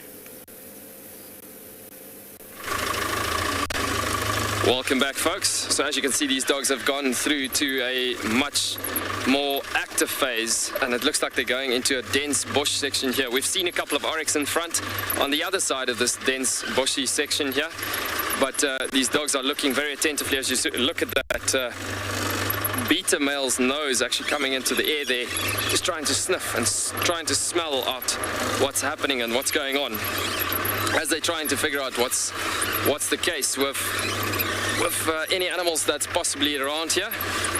So, I mean, just so incredible to be able to follow these dogs on a hunt like this as they go through. Just incredible. I hope we can keep up with them in this thicket here. It's quite dense in here, actually. But yeah, there's you can see they were moving through in that certain section. We did just move around this bush here quickly. But there's a few oryx that was up front here just now, so we just hope we not losing their visual in this dense thicket here.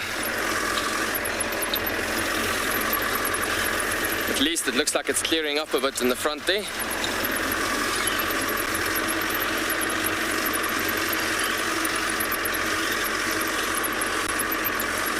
So I was saying to Morgan just now, what's happening is these dogs would be missioning up and about, constantly looking, trying to smell on scent of animals, and it looks like they were just about to get to the scent of the oryx in front there.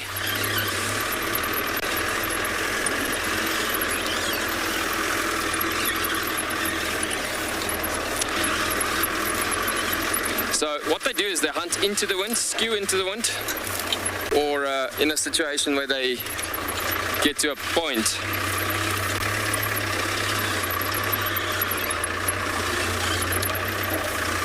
Lynette, you're asking, how does the pack decide who's the alpha and who's the beta and so on? You get dogs that's just much more dominant and a bit more skilled up, if I can put it that way. And so it gets to that point that they will, within that skill and knowledge, determine amongst themselves who's better for leadership and who's better for hunting and who's better for which functionality in the pack itself. But yeah, basically it comes down to that situation that they would be sometimes battling it out a tiny bit here and there if it's a new pack, but itself gets decided, and once it gets decided, then it will stick to their guns, if I can put it that way, in that situation. So we're going to just quickly move around this little hill in front of us here, this little dune. Going to have to just try find, it doesn't look like they came through to this western sections here. I have to just try find and see where they pop out on the other side of the dune here. They've been moving pretty quick, actually. Or starting to speed up, shall I say. The thickets are quite dense in this spot here. So as you can see, it clears up a bit here in front now. And where these dogs are coming through to is actually a bit more of a clearer section where these Oryx were actually at, where they were looking for them. Yeah, so the wind has turned a bit coming out of this direction. The Oryx is just in front of us, lining up over there. We'll see just now where these dogs are popping out. They just came through the bush now.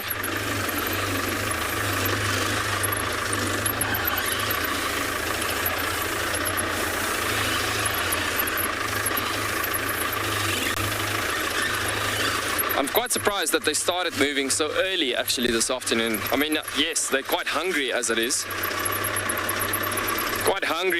But you're looking at the conditions and everything, it's still quite hot, but it shows you how strong desert animals could be pushing their limits as it is getting to situations.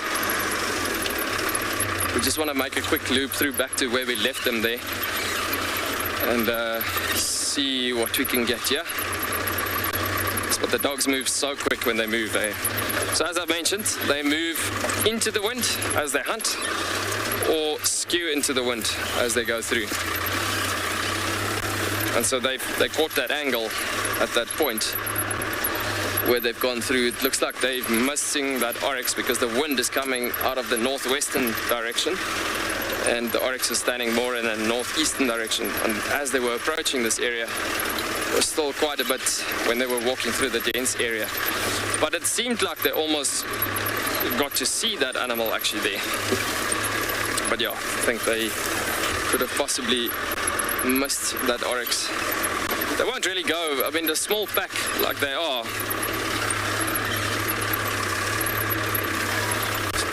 So, Danica, you've just asked, does the wild dogs get injured by the Oryx? It is very possible for them to get injured by the Oryx, but it gets to a point that they have got extreme good flexibility and skill and knowledge and everything.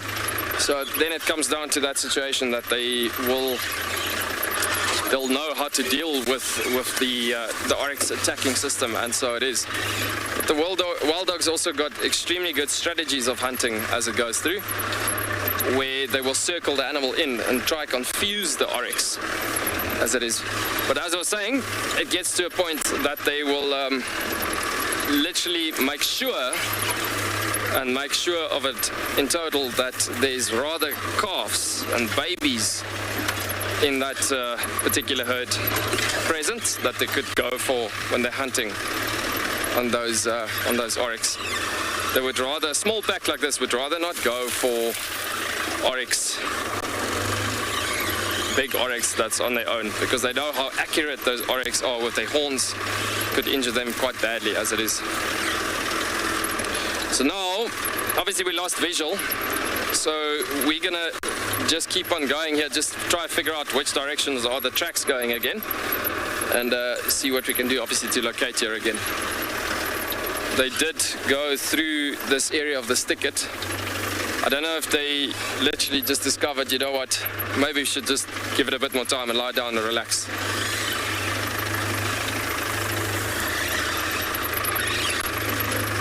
So we're going to send you over to Ngala for tiny little creatures.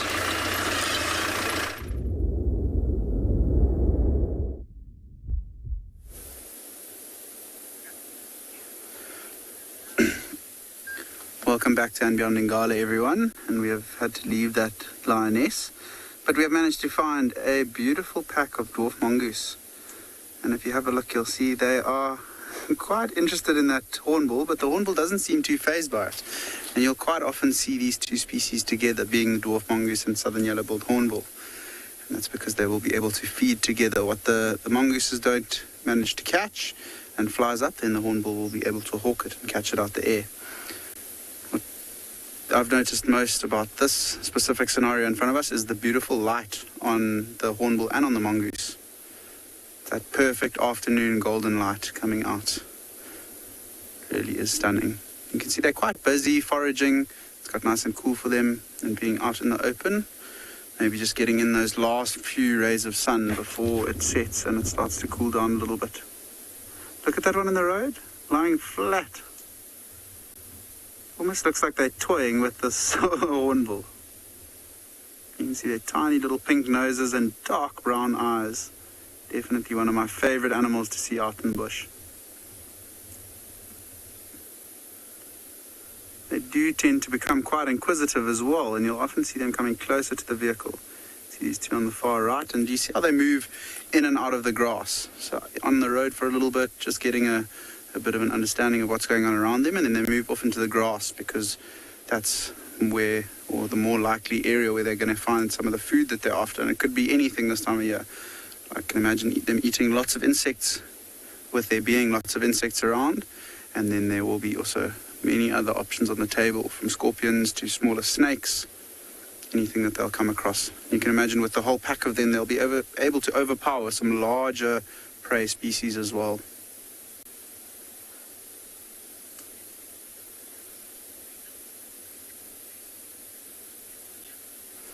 I completely agree with you, dear watcher. They are incredibly playful, and they do look very sweet, and I think the light just exemplifies it this afternoon. Oh, running across. There's one that's been left behind on the left-hand side of the road as well.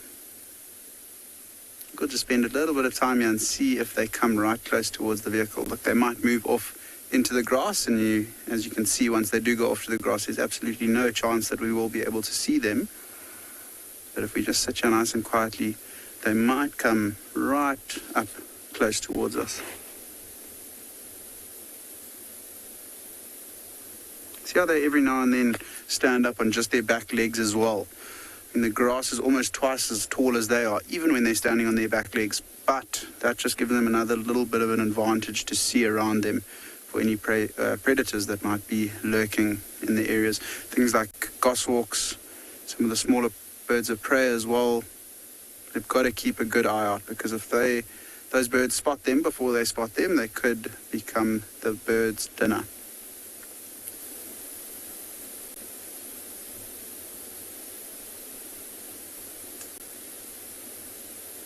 Very tentative looking around. Incredibly alert little animals. So as they forage from area to area, and as it gets darker, they will then start looking for a place to rest.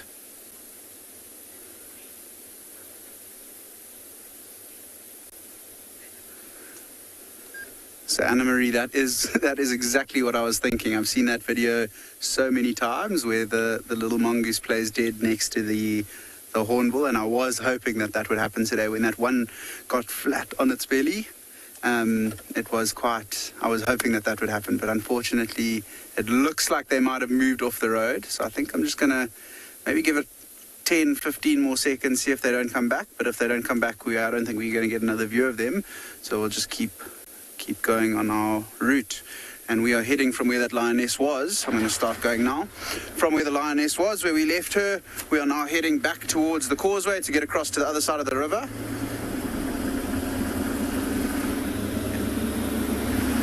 And see if we can find anything. We might even go up to one of the higher points on Ngala to see if we can get the sunset on, which is going to be quite beautiful tonight, I think. But for now, we're going to send you over to Pridelands. We've also got a lovely scene.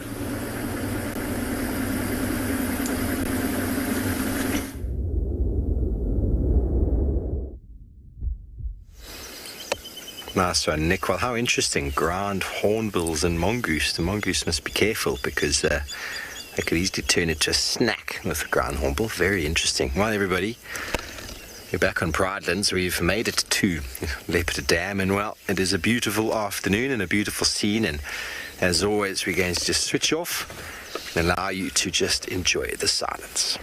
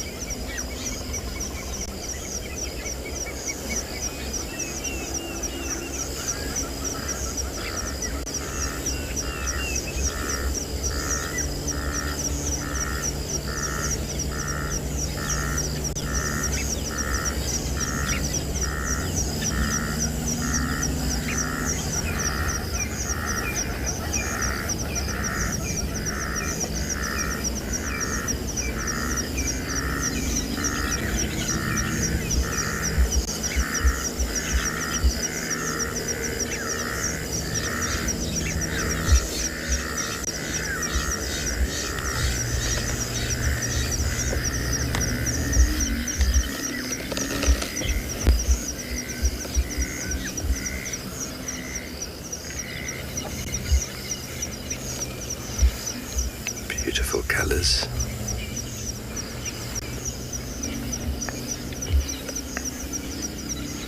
Just make out the Drakensberg in the distance.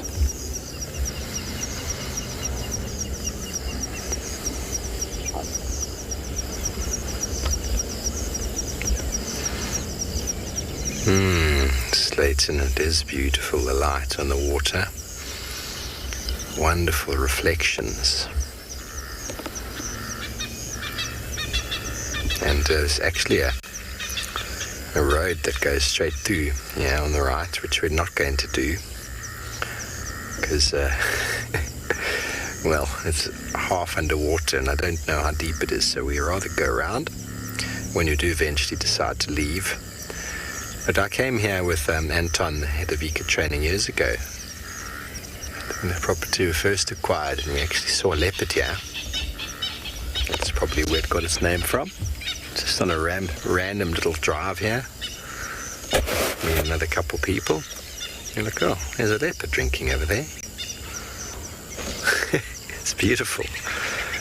It's beautiful. I think it was a male leopard. So many of you wonder how many of the roads and watering holes and the like get their names, and it's very much like that when people move on to a property and maybe they're putting some roads in, or there's already roads there and they're trying to design or decide, and things happen and they just go, oh, there's a leopard at that dam, and that's simple as that, leopard dam. And then the other one, obviously there were elephants there, and well, we'll call that Elephant Dam or Ndlovu Dam. So many of the roads, because you must imagine when you've got many roads to name, you don't want to be naming them Chaucer or King Edward or any of these names like we find in many of the suburbs in South Africa and Johannesburg. Many of the suburbs have gone by sort of poets or kings or whatever it might be. They had to get very original to put them in a certain sort of order. But out here, try to keep it quite original and unique, but obviously there's going to be many names that are quite interchangeable with other areas. But that's okay. This is this area.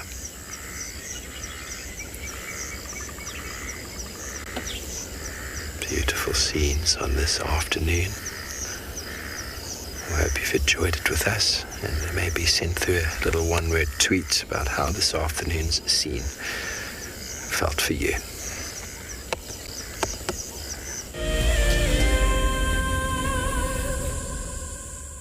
Imagine having your own secluded African bush home where you and your friends can enjoy the ultimate safari experience. If you sign up to be a Wild Earth Explorer, this could become a reality. Tumbeta House is located in the heart of Djuma Private Game Reserve, the home of Wild Earth. You could win a chance to stay at this intimate wilderness retreat, offering you the rare and highly sought-after privilege of your own home in the bush. The prize includes 3 nights for 6 people and includes daily game drives, a chance to see the Wild Earth Camp, and have dinner with one of our guides. Sign up to be a Wild Earth Explorer before the end of February 2021, and you could be heading to Djuma, the place that we call home. Available dates are limited, so terms and conditions apply. Being a safari driver requires some serious multitasking ability. You've got to be able to talk, look at the road, steer, and occasionally get the vehicle into the right gear. Do not crash into any trees. Oh, that's a dozy. Just jump into the car and hope for the best, and you'll see where it takes you. No, I'm just kidding. I'm surprised they're moving as fast as that didn't go well. Who is the best driver? Well, me, of course, although some of the cam-ops might disagree. Hi, my name is Tristan Dix, and I am a guide here at Djuma Private Game Reserve for Wild Earth. We love connecting you to the African bush, and we always look forward to all of your questions. If you want to ask a question on Wild Earth, you'll need to register on the website. Once registered, go to our live safari page and submit a question below the live feed. Catch up with me on Wild Earth. We have a baby pangolin. A baby pangolin. This is off the charts. This animal is about from your fingertips to your elbow. That's the total length of this animal. This is unreal. This is unreal. This is unreal. This is like now my 4th Christmas in a week. We should do this more often. Tune into Wild Earth every single day. It's in your nature.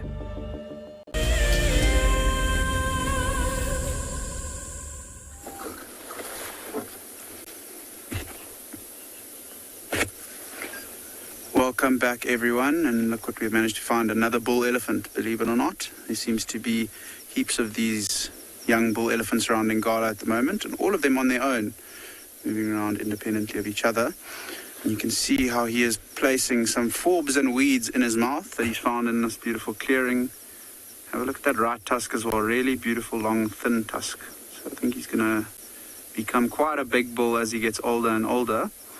And if you have a look on the back right-hand side of his bum as well, there's quite a bit of dry mud there. So you can imagine when it got nice and hot today, he must have gone past one of the many mud wallows that are full at Ngala and just used his trunk to grab a bit of mud and throw it on himself to cool off a little bit. Now that it's cooling down a lot, I think he's probably going to spend the majority of the evening feeding and moving around in this beautiful clearing that we have here. Lots of lush grass for him to pick from and choose. And really stunning. You can see how his tail is also flicking from side to side. And I'm sure there are a few insects and flies that are starting to bother him a little bit. Must still be a little bit hot with those ears flapping, but they're not flapping as much as they would be if he was very, very warm. So just trying to keep cool a little bit more. And these young bulls this time of year, as I mentioned this morning, they don't have to move very big distances to find what they are after, whether it's food or water. They can move slowly around, pick and choose where they want to go. No real big long travels that they have to make in order to find any food or water. Some also really beautiful sounds. Late evening here at Ngala, and the birds are starting to give their final chorus before heading to bed and starting to roost for the evening. Nice couple of crested francolins calling around us at the moment. And so how's that sky in the background? What a view.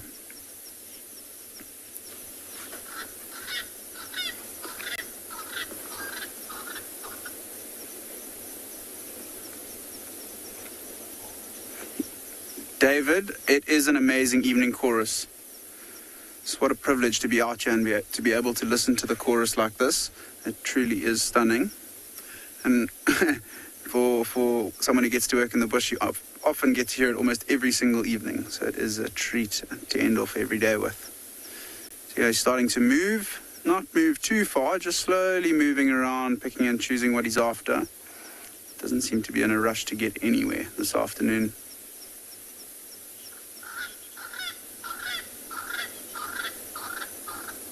Last bird that just called was a Swainson spurfowl as well.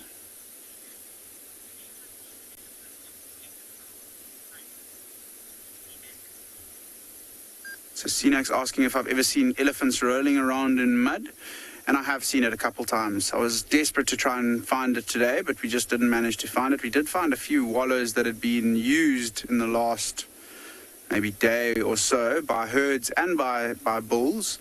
And it is quite a spectacle to see. It's quite humorous. They do really, especially the younger ones. For the bigger ones, it's a little bit more difficult for them to get down and really roll around in the wallows. For the little ones, it's a little bit easier. So the bigger ones tend to throw mud on themselves with their trunk more so than roll around, but it is quite a spectacle to see. It can be humorous as well.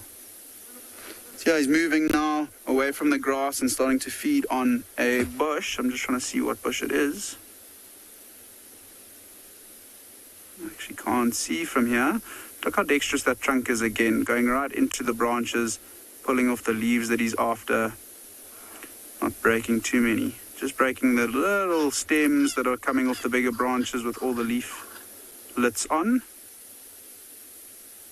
And it just doesn't stop feeding. They just feed and feed all day long.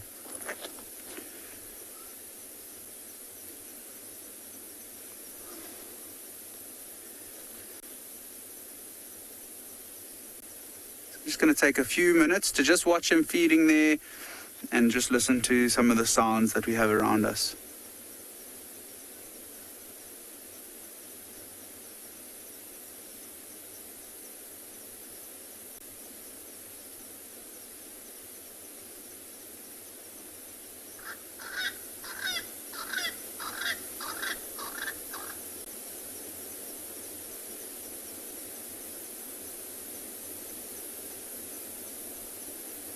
Incredibly peaceful afternoon. We've been speaking about the elephants feeding on all the marulas this time of year. I wonder if this young male hasn't been feeding on marulas all day long and he's now a little bit sick of them and moving on to different options, hence the grass and that tree that he's feeding off. I think it might be one of the acacias, but I can't see exactly. Or the Senegalias or Vachellias are their new names for the genus. You can see on his back there as well, on his shoulder, there's also a little bit of dry sand. So potentially after he's been wallowing or had been wallowing earlier this morning, might have thrown some dry sand on his back. You can actually see it quite clearly on the back left, just behind his back, front left shoulder.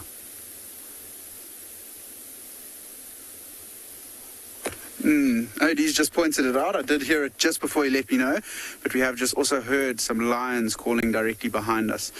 We are quite close to our eastern boundary, so I think they might be just off Ngala. But I wonder if it couldn't be that group of the Birmingham Pride that we've been waiting to come back onto the property, the group with the 2 white lions, we think. We're not 100% sure because we haven't seen them, we haven't heard any updates for a few days now, but we really are hoping that they come back onto Ngala soon.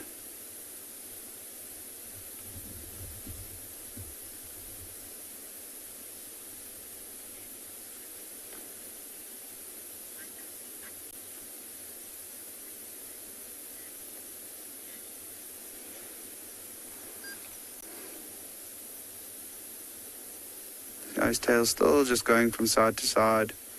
I mean, since we've been sitting here, he hasn't moved very far at all. Maybe 20 meters in total. Seems to be very relaxed where he is right now. I tend to see that with most of the animals, especially the herbivores at this time of evening. It's just such a peaceful time that even they tend to relax a little bit more. I mean, elephants relax most of the day, but I think this time when it is nice and cool and they know it's going into night time, they tend to enjoy it quite a bit.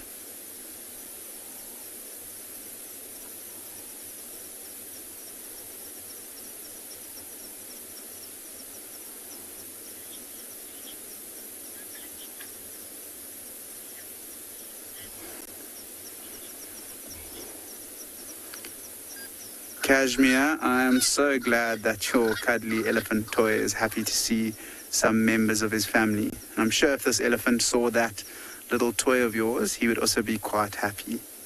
You can see him there. He's just moving off behind the bush that he was feeding on into the thicket. And I'm not sure if we're going to be able to get another view of him. I think I might edge forward a little bit, but if we don't come right with the view, I'm just going to keep going and see if we can head towards an area where we can get the last little part of the sunset for everyone.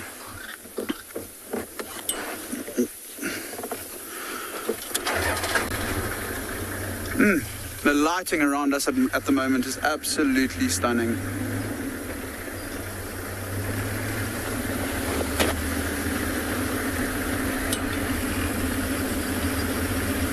This is the area where we were last night as well. If you remember, we had some frogs around and the 2 spotted eagle owls that we saw on the road. So I wonder if they won't be around tonight again. We have been seeing them here in this area quite a lot recently. So we're just going to keep an eye out around us in the trees and along the road. And who knows, we might be able to find them. I did try and see if we could see that elephant again, but unfortunately there's just too many magic worries around here. It's very, very thick, so we're not going to get a chance to see him again, but who knows, maybe there might be another elephant in front of us as well.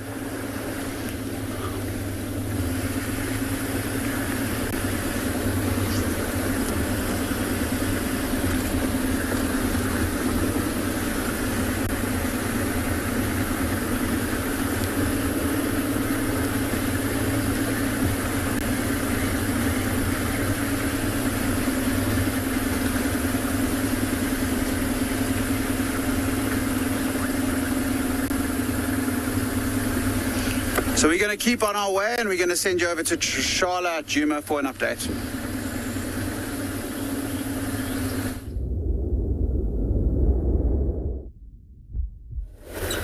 Nick, I also was hoping to find some lions before the drive ends, and apparently it feels like there's all 3 of the evokers on the property, or rather 2 of them, because one is calling from Little Gowrie, one seems to be calling from this block to the right of me, and then one seems to be calling towards Rebecca Zoe's, which is to the north of me. And what's in the center of all of that, you may ask? The hyena den. So at the moment, thought I heard them again. So at the moment,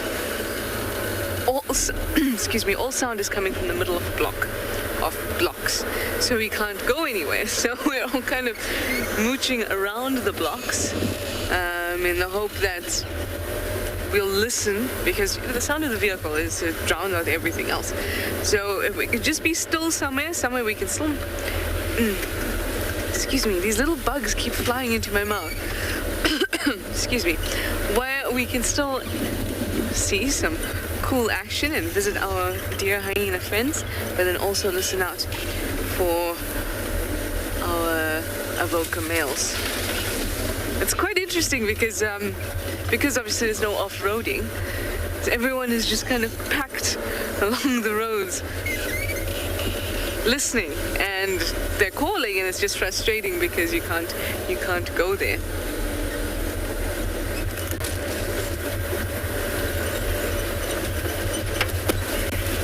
So let us see if our friends are out. The light is so beautiful. It's got this kind of pinky orange tinge to it.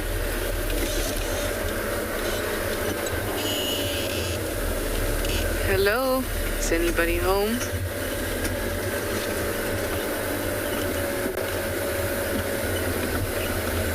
Debbie!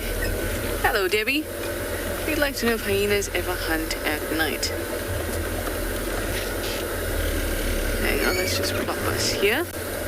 They certainly do. Hyenas hunt whenever they can. For most animals, that is the case.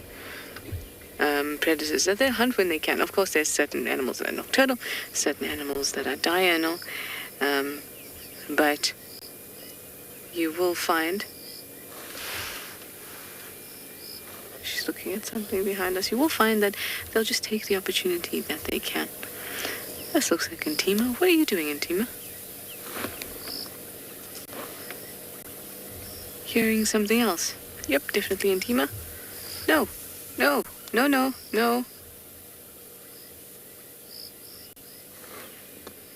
And there goes our hyena den sighting.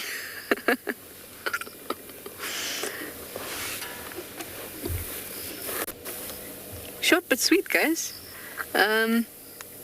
Yeah. I'm not sure what else to tell you, except that now I'm gonna have to leave. I can hear some ruffling about. So glad to share this moment with you. So glad. Anyway, let me move out maybe towards Treehouse Dam, see if there's some action there. So many things happening, my favorite time of the day. So many sounds to follow up on. So let me send you over to Swallow while I just calm down a little bit.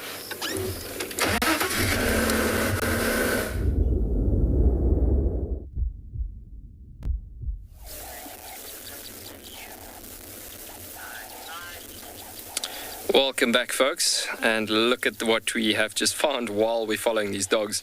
We have unfortunately lost them through that dense area. It was quite a thick spot that we have had them coming through there, and when we came back to the front of the loop again, they literally just missed us. Well, we just missed them then, but I think they're heading up to a warthol further in the north. But look at the scenery that we've come across while we're trying to relocate here. You're seeing the Corey Bustard in the front ground of the Oryx, and the Corey Bustard is the largest flying bird in the world, actually. I've always thought it's only in Africa, but it's actually bigger than an albatross. It's massive. So this bird can easily clear the width of most vehicles, actually. If you look at the sharp, broad bill, it's actually a very sharp, broad bill there that's indicating exactly what this bird is all about.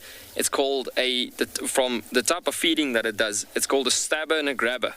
And being a stabber and grabber, it actually stabs the insect quickly to death with the sharp bill, but being broad enough, it can quickly grab it as well as it goes. So pretty cool actually seeing this Cory bustard walking through, and a rather large herd of oryx. So the Cory bustard is actually the national bird of Botswana. So that's actually pretty cool, thinking about how many things have this bird to it that carries quite a bit of importance actually. Very cool seeing these oryx coming through. Quite a nice herd of females. Huge herd of females. It just got a fright there of something in the background there as well. But yeah, as we're coming through, we're sort of dictating where these dogs have been coming through to. And as we've seen this herd of oryx, we thought, okay, well, the dogs could have been coming through. You can see there's a younger oryx there on the center of the three on the right-hand side. But yeah, a nice herd of females and youngsters coming through. Now, the dogs could take down young oryx within this herd, typically.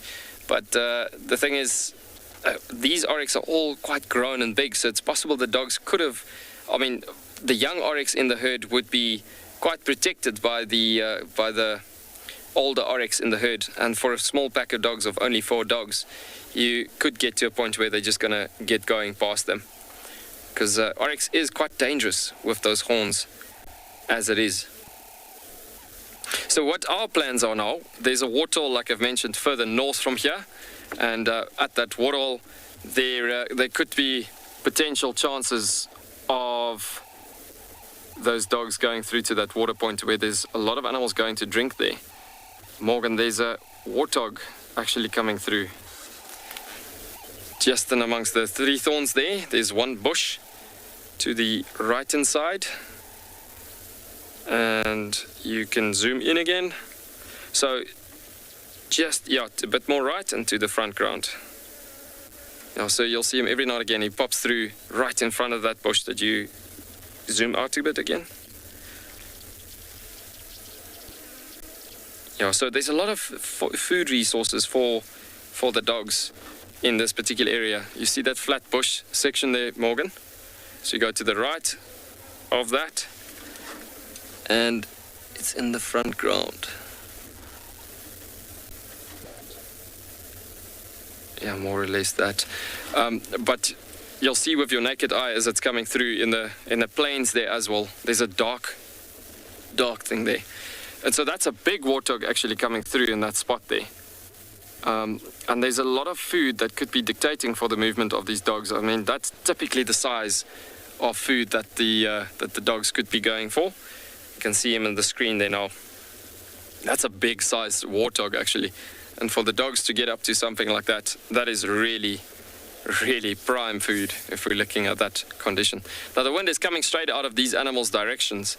And where these dogs have been coming from, they could have smelt them. They could be on their way to this, or they could have turned towards that waterhole. So our plan is going to be at the end of the day to actually move over to that waterhole and see if those dogs rock up there, and we could possibly follow them furthermore from that location.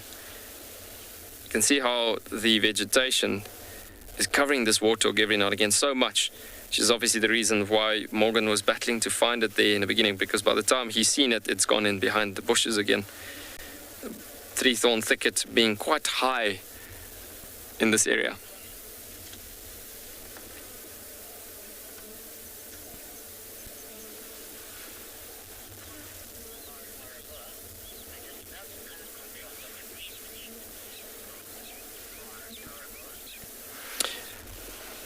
Laura Moore, you are saying that you love the contrast of the green 3-thorn thickets and the yellow grass.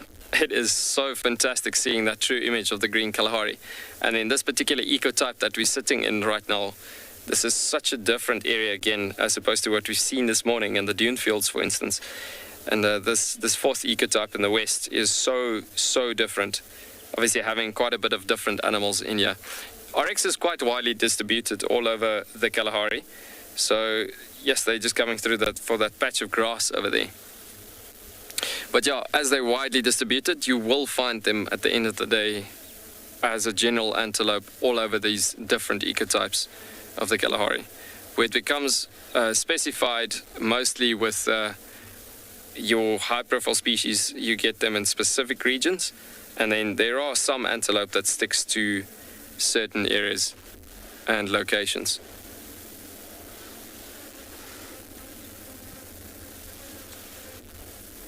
It's gorgeous to see that Kalahari Oryx just walking through these plains as it is. So beautiful. I guess we were kind of hoping as well that these dogs would have come up to smelling these animals and just coming past this location.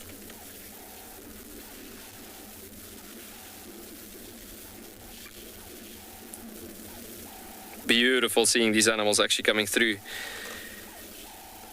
Just so secretively, almost high on alert, walking through an environment like this, because this area that we are in here is quite dense.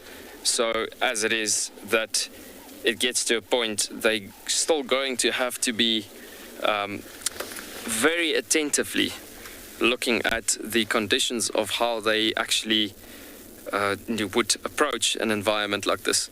And so it's very important that they actually do this type of behavior in denser areas. But at the same time, we're losing the dogs in a dense area like this. But yeah, I mean, overall of Tswalu doesn't look like this. This is a small portion in the west that actually looks like this formation. But on the other hand, as we had the comment there, it is a very different, beautiful view of this area again. So 80% of Tswalu is a bit more clearer and open. And Tswalu is truly one of the most amazing destinations to be able to keep up with wild dogs being hunting and so on, just because we got the vast open spaces to do so. It's really special.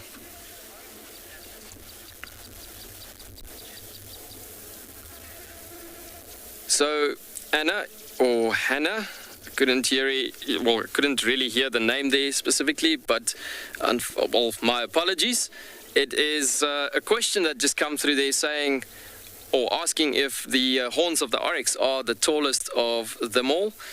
Oryx have got pretty long, tall horns. If you think about it, they can pull it even if you talk about horn lengths of antelope, you're talking about the inches of the horns basically, and you can easily get to horns of an Oryx up to about 50 inches, 55 inches or so.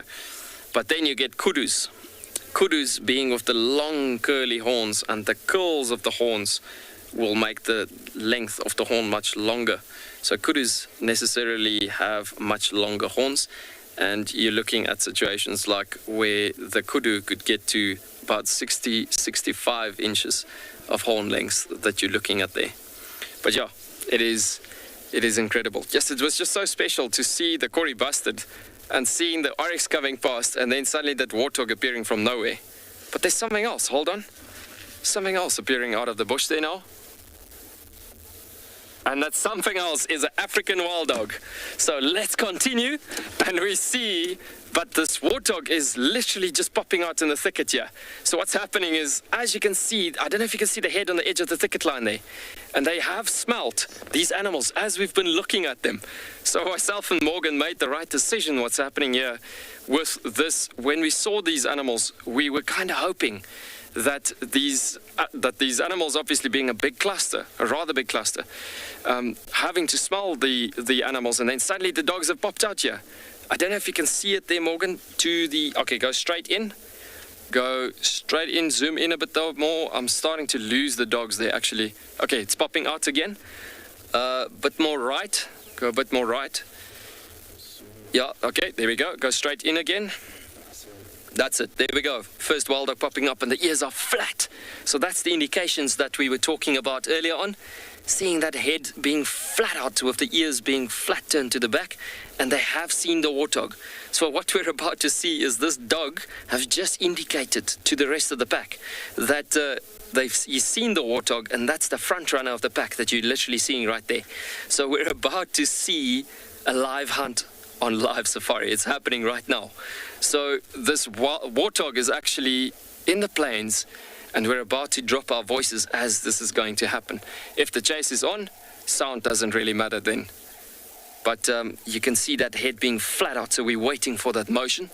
I think they have seen the warthog moving. I think the warthog doesn't have a clue that this dogs have actually seen it and looking at it. You can see those ears just twitching from side to side.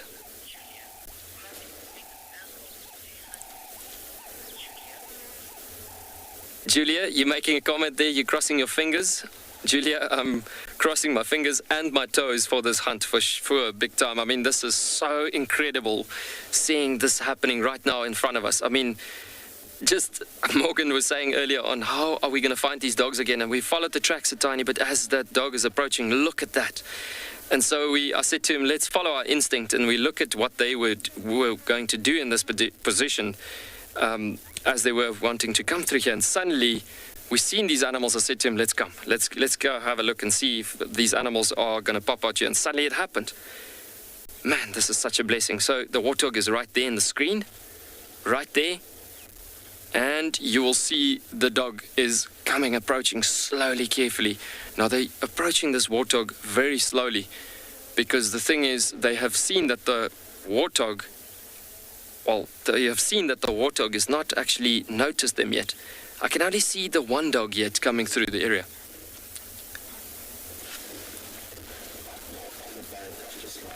You see another one here? Okay. Yeah, there we go. Some more coming through. So now he's just very attentively looking at the condition. Look at these oryx coming through in front of us, like right here coming through in the front of us. And that's going to be the attention span. The dog is coming in. Look at the dog coming in, straight to the warthog, and the dogs are in. And they're with it. There they go, and the chase is on. It's happening right now. A live hunt on live safari. It's happening right now. Look at those ears going flat out on that warthog, coming straight past the oryx. Look at these dogs, and he just stopped. Man, it's crazy actually thinking about what's happening here right now. So the oryx has most probably just saved the life of that warthog. That is just crazy thinking about what's just happened here. Guys, we're literally seeing a live hunt on one of the rarest species in Africa right now. Yeah, that warthog could be so thankful for the life for this oryx being present in this condition, because the dogs would immediately stop in situations like this. And success is in the building. We're going to be sticking with these dogs. Furthermore, it looks like they're going to give up on that warthog. But it's interesting to see that there's only 2 dogs that popped out here. So the thing is that they're going to be in a situation where they most probably going to just wait for the other 2 dogs to rock up first. But these guys are the first 2 that's just found the scent of this big amount of animals here. And so as it is, we're going to have to just mission a bit with them and see what they get up to. So these were the first 2 eager characters that popped out here, and because they obviously got the scent of these animals, and so you're going to get now to a point where they're going to just relocate on the rest of them again. But because the breeze is coming out of that direction, blowing across towards us this way, the dogs have picked up on the scent. Instinct has just...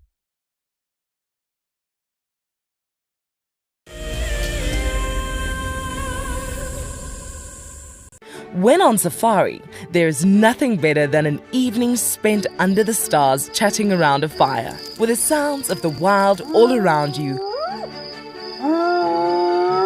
If you sign up to be a Wild Earth Explorer, you can build your own memories by joining our guides for regular fireside chats. Subscription payments can be made by PayPal, credit card, and now bank transfer. Wild Earth Explorers, it's in your nature. Sometimes love wants to make you sing. And sometimes love wants to make you bow and fan your wings to your bow. For the southern yellow-billed hornbill, these are signs that love is in the air. These birds are destined for a season of monogamy at least. Breeding pairs are in it for the survival of their chicks. But before love commences, the male needs to woo his valentine with food in the form of nuptial gifts. I'm Nikki here at Ambion Ngala in South Africa. I love getting questions from viewers about all the small things within the environment and how it all is integrated with one another. If you want to ask me any questions, please simply register with the Wild Earth website head across to the Live Safari page and then post your questions there. I'm looking forward to chatting to you on my next Wild Earth drive.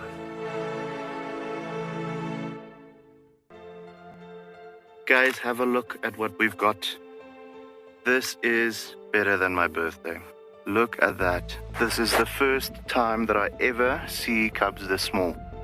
This is so special. This has officially just become my best sighting of all times. Tune into Wild Earth every single day. It's in your nature.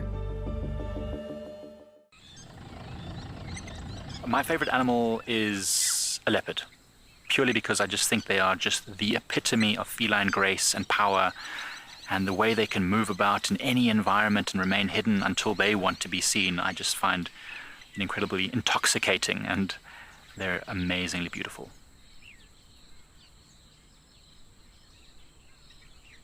Catch up with the guides daily here on Wild Earth.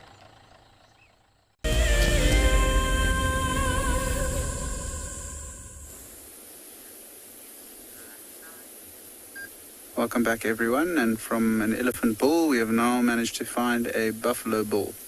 And there are a few more around, but as you can see, the grass around here is incredibly long. And you see how he's putting his head right down into the grass and thrashing it a little bit? I think it's got to do with the amount of insects and flies that are bothering him at the moment. There was another one that we saw horning a bush, and he has now started feeding, but I do think there's an incredibly large amount of flies here that are bothering these buffalo. And can you see he's got that strong helmet-like structure on the top of his horns? That is called the boss. That is a buffalo bull. Easiest way to identify him. And you can see how they've come into this nice dense vegetation to feed. Also gives them a lot of cover for the evening. And he decides off he goes. It's a really beautiful area on Ngala, though. We are in the east again, and we tried to come for a sunset view this evening, and then these buffalo caught our attention, and I haven't seen a buffalo around Ngala for close to a week now. So it's really nice to see a bull. All the conditions are right to have them around here. There's lots and lots of grass, with the river being around as well. There's a nice amount of water to keep them cool. What I'm going to do is I'm just going to sneak a little bit forward. Odie, have you got that one? Okay, we can see him a little bit, but I'm just going to try to sneak a little bit forward, see if we can get a bit of a better view. There are three there. I can also see one through there with his head just popping through. We might be able to get a view of this one through this tiny gap here. There you go. You can see he really is quite close to us. He's only probably about 5 meters away. Can you hear that noise of him pulling the grass as well? That is him feeding in this long grass. He'll be looking to feed on specific grasses around this area. Although at the moment it seems like he's enjoying pretty much everything that's to our right.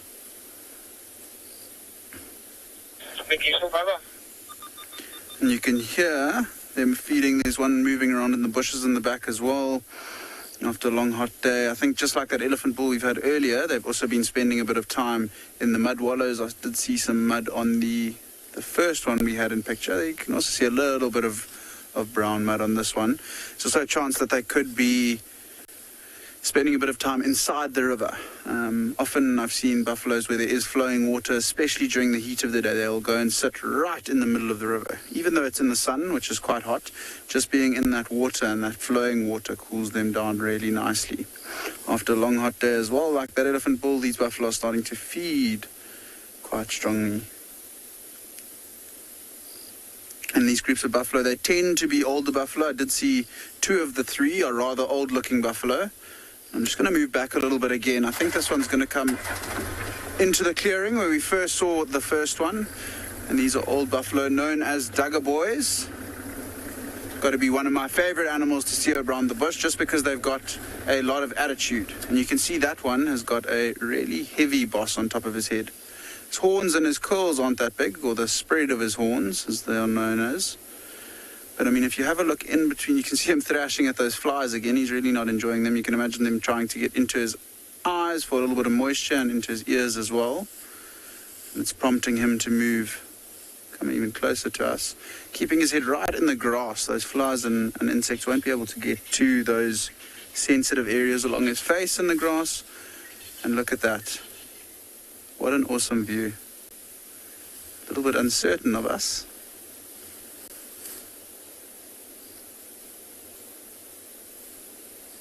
Oh, there's another one coming through. And look, we might not be able to see him, but he's got much wider horns.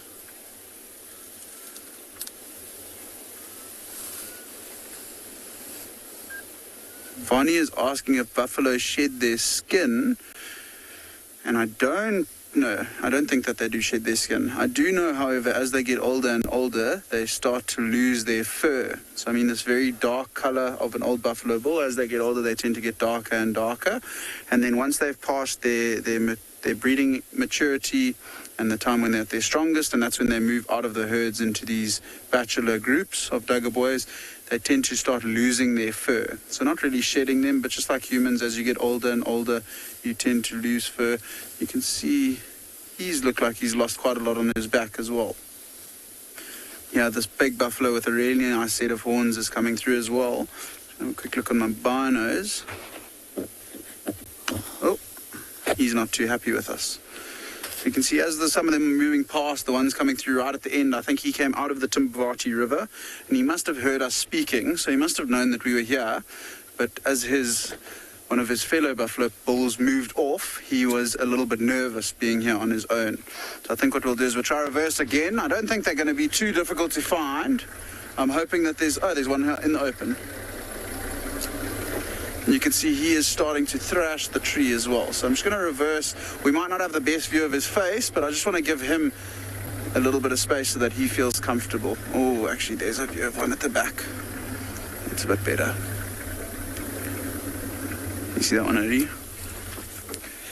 And you can see they're moving quite slowly through this dense bush, and a lot of the animals, especially the smaller ones, the antelopes, the zebras, the wildebeest, at night time, they tend to go for the big clearings to sleep in because that's where they feel a lot safer. But these buffalo bulls, being the large animals that they are actually able to defend themselves. So they don't mind spending times in the thickets. The lions, unless there's a really large pride, don't tend to bother them too much at this time of year because they're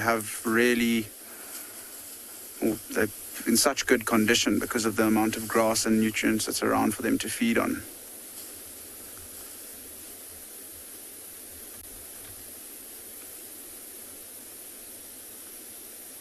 Quite cool to be able to just sit here and listen to them moving through the grass. Don't often associate buffaloes with lots of noise moving through the bush unless they are running. And here, just in the thickets, you can just hear them each and every now and then. You can hear one of them moving through, whether it's the grass or the bushes that's brushing up against them.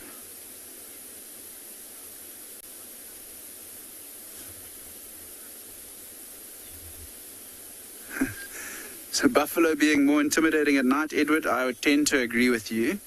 They're pretty intimidating during the day as well. And at night time, I think it might be the infrared camera. So we have put it on just so that we don't shine spotlights on them. We don't really want to put a spotlight on a... Oh, I'm just going to turn off. He got a bit of a fright. So I'm just going to give him time to settle down again. But back on the infrared, we just don't want to be shining lights on the daytime animals because the spotlight can actually temporarily blind them and disorientate them a little bit. With the infrared, we watch their complete natural behavior at night, which is quite cool. And these buffalo seem to be moving off behind us. So I can see a couple more behind us, but I think what we're going to do, we're going to let them do their thing this evening. I'm pretty sure they're going to continue feeding for a while, and only much later they might rest and settle down. I'm going to grab our spotlight out of here if I can and see what else we can find this evening. I'm really hoping to find a chameleon. It's going to be a goal of mine while I'm on the show. Oh, I don't know if you can see how thick it is where we are, but we are on a road, believe it or not. It's just incredibly overgrown around us, and it's definitely one of the lushest parts of Ngala. Most of the areas along the Timbavati tend to be pretty lush, but this area specifically,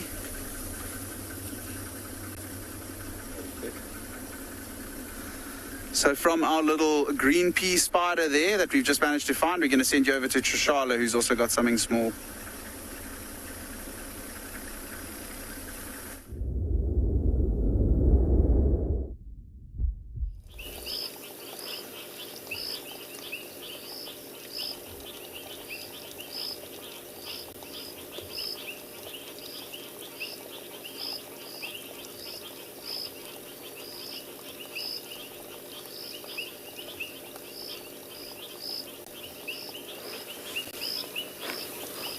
Sorry guys, I'm just looking at what appears to be a stick insect on the silver cluster leaf. It's tiny. Look at it compared to the size of the leaf. We just happened to stop here. Just have a bit of a listen for those lions again. Been on a mission trying to find them. And came across this little thing. And that is so tiny.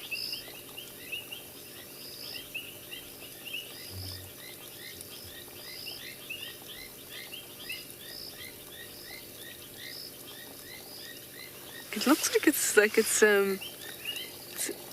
adopted quite a defensive position. And it's not as if we're terribly close to it, so I wonder what's going on.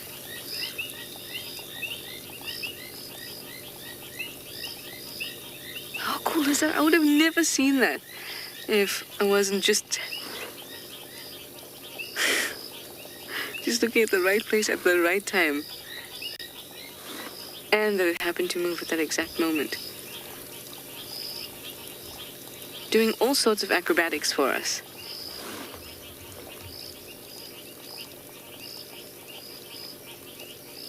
Listen to the beautiful sounds of the bush at night, and there's some water flowing near us too.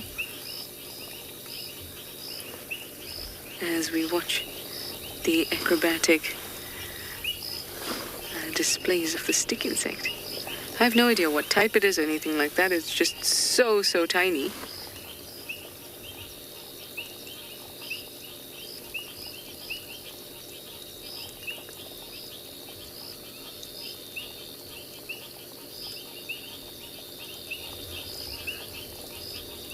I bet the certain actions are reminding you all of something. Like sometimes it looks like it's doing a little dance, and then the other times it looks like it's in one of those buildings with a glass floor. Have you ever seen some people who get terrified of it and are scrambling? Kind of looks like that sometimes.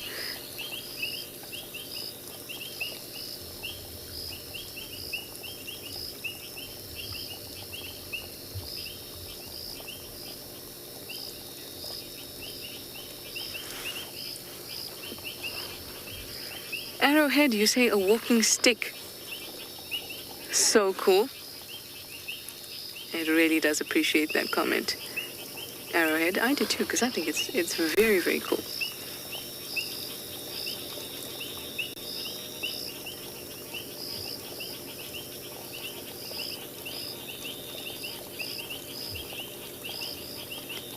Strangely, it looks quite comfortable in that position.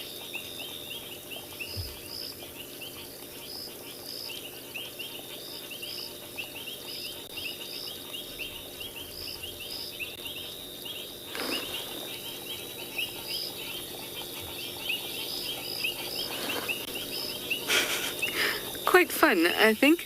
Oh gosh, I love when we're in the nighttime and it's summer and there's just an abundance of little critters around.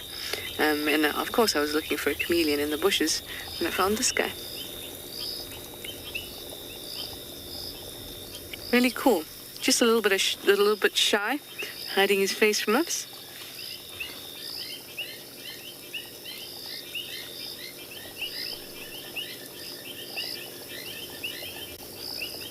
Very cool. Back up after drinks. Are there any updates? Devon, you'd like to know, what do stick insects eat? While they might have quite an extensive diet, their primary diet is vegetation. And it's actually quite a cool story. So every little insect or whatever that eats vegetation needs to have certain enzymes, or rather certain bacteria within them in order to digest cellulose, because we can't digest cellulose and general digestive systems can't digest cellulose. So they have to incorporate certain bacteria in order to do that digestion.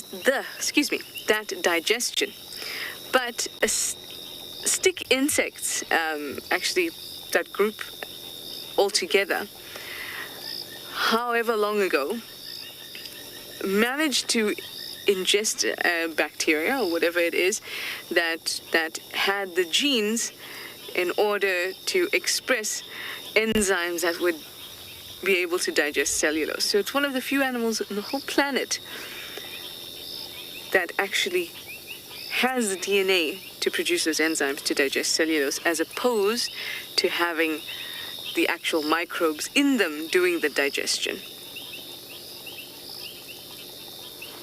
Cool, right? I think it's very, very cool that they've somehow managed to absorb the DNA required, while others have had to host a whole lot of microbes in order to do the same job.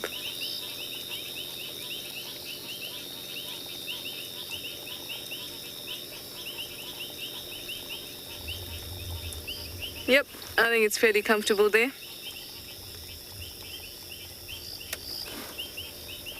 I think we're gonna keep on moving, unlike this guy.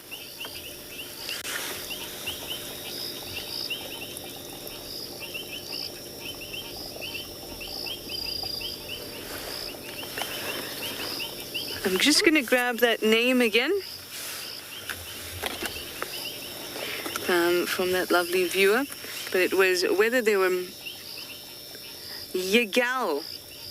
You would like to know if they are related to praying mantises. Not really. In fact, they're a completely different order. They're Phasmatodia, which are basically the insects that try to conceal themselves. So that's how I used to remember it in university. Those insects that try to, I don't even know how my brain made that connection, but they try to hide themselves. So stick insects, and I think it was leaf insects too that were in that group. A very small order.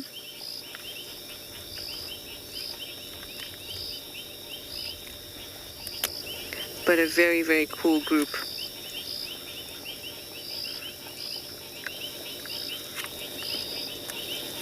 Okay, let's leave it be.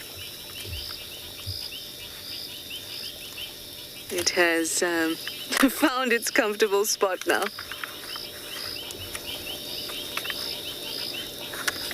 So we are going to keep on moving, see what other little strange and wonderful things we can find.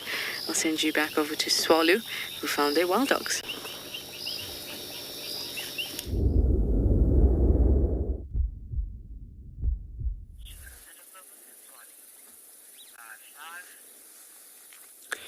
Welcome back, folks. So we followed these dogs a tiny bit further north from that last location, and they have been trying to pick up on anything furthermore. But look at that gorgeous view as they're starting to scout over this dune top, and they haven't found anything furthermore down this area. But yeah, you can see they're making use of the dune tops now.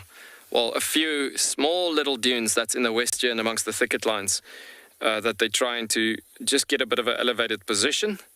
Try to see if they can see a bit more on scouting for more animals. But yeah, generally this is all happening quite a lot on sense of smell and hearing rather than sight when they're trotting through. So this is the reason why they go hunting into the wind or skew into the wind. And as we spoke about it earlier on this afternoon, as they were sleeping, when we touched the subject and the topic on the ears specifically, you're looking at about a situation that the ears, that is the walking motion as the ears in that position, like it is now, where it just goes sort of walking like upright. But then once the indication comes through for I have definitely seen something or I have noticed something, then yes, the ears goes flat down like we've seen with that hunt and chase we've just had right now previously. Right, let's keep up with these dogs.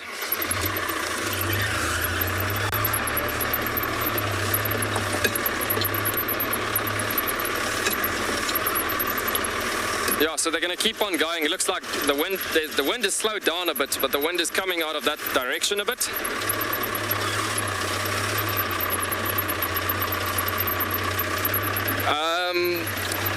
FC, would you just repeat that question quickly?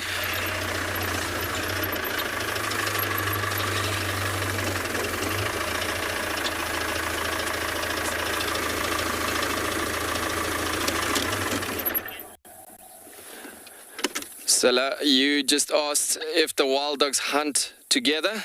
The wild dogs hunt very perfectly together, as they're a strong unit together, hunting as a team unit structure. And so that is the reason why they get to such huge success in a team unity formation as they hunt through these plains. And even in some of the woodland sections of the dense areas and so on. You can see the heads popping out there on the right hand side actually now, coming through.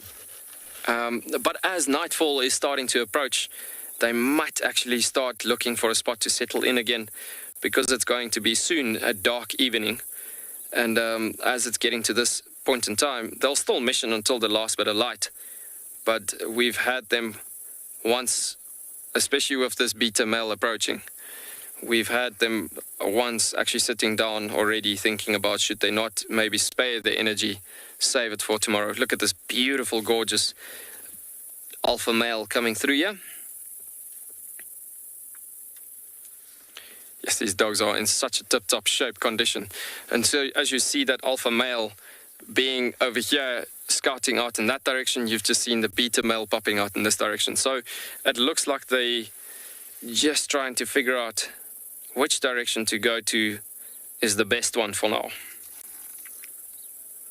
Obviously just had that chase of that warthog and a bit of interaction of those bigger Oryx. So as you can see them walking through very successfully. Evan, you're asking if wild dogs are howling, and Evan, they actually don't howl. As it is, they do like a growling sound if they feel threatened. They would almost like a wolf-like moan that they make if they contact calling, like looking for each other. And then it gets to a point that they would also make a different type of sound if they sometimes cornering in animals. So like almost like a yodeling sound that they're making. Look at the ears going sort of flat. We're going to have to just speed up quickly to get there. These animals have just detected something. You can see ears have just gone halfway down there. It's possible they might have heard something, might have smelled something. You can see the ears are going flat down over there on that beta male. It's going halfway down, as you can see. And I'm almost thinking they're going to chase right now. It's happening pretty soon. Pretty soon, it's seconds away. And we're not dealing with one of the easiest surfaces here. As we get some of these wild lucerne areas having a bit of a hump and a bump on them. See these dogs just flushing through us in front of us here now. But they have definitely noticed something. You can see the ears have gone halfway back, and that halfway back motion is, like I said earlier on, it means that potentially I have smelled something, potentially I have detected something, but if the ears goes flat down onto the neck, that is the dead giveaway to the pack. Okay, there's something in front, it's go time.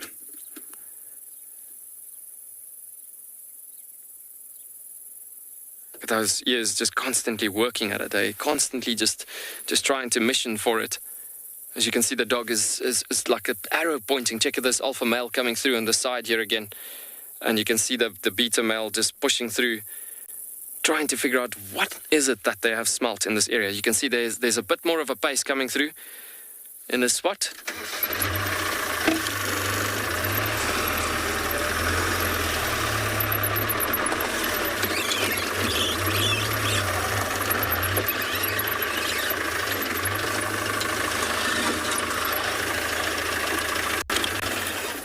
Something is happening here. Look at that beautiful spot where they going through the savanna grasses there. Beautiful seeing them coming through the savanna grasses. So we're going to have to just flank around this pan, as we don't know if it's wet inside there and if we're going to possibly get stuck in one of that pan spots there. So we're going to have to just mission our way around. I see some Oryx or wildebeest in a far distance off, but it's a bit far for the camera to catch now. We'll see if that is what they've smelt earlier on.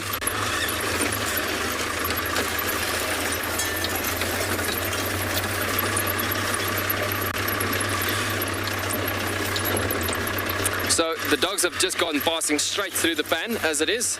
We're just working our way around the pan. And look at that stunning oryx on the top of the dune. Coming up in front there. And the dogs are actually missioning straight for that silhouetting picture going there.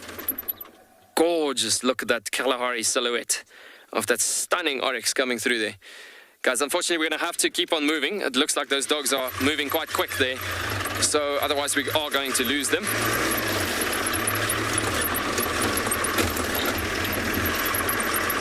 Holes are a bit hectic here in this spot.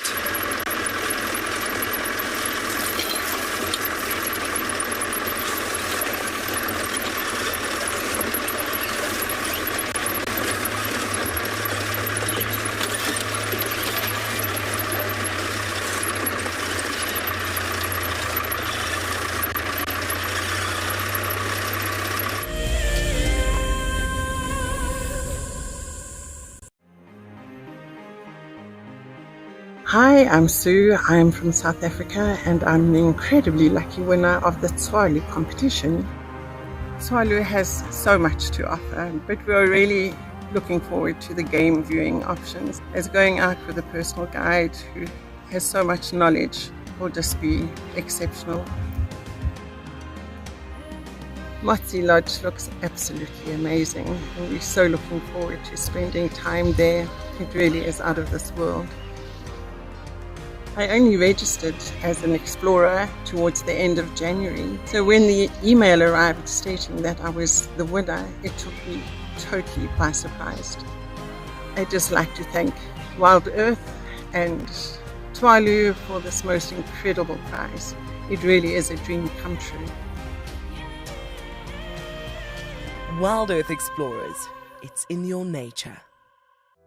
Riverbeds are a great way to find water and look for places where elephant have excavated hollows.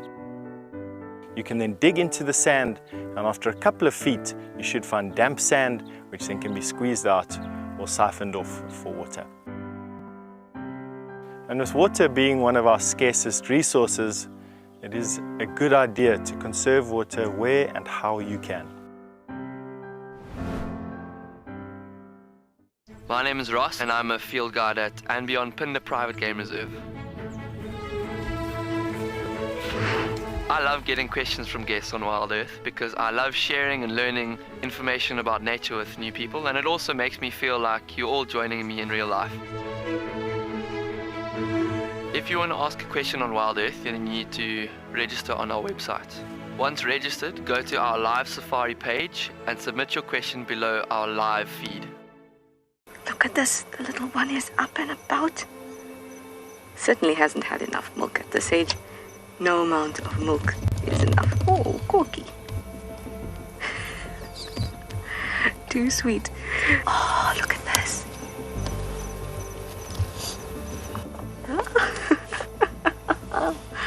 That is stunning.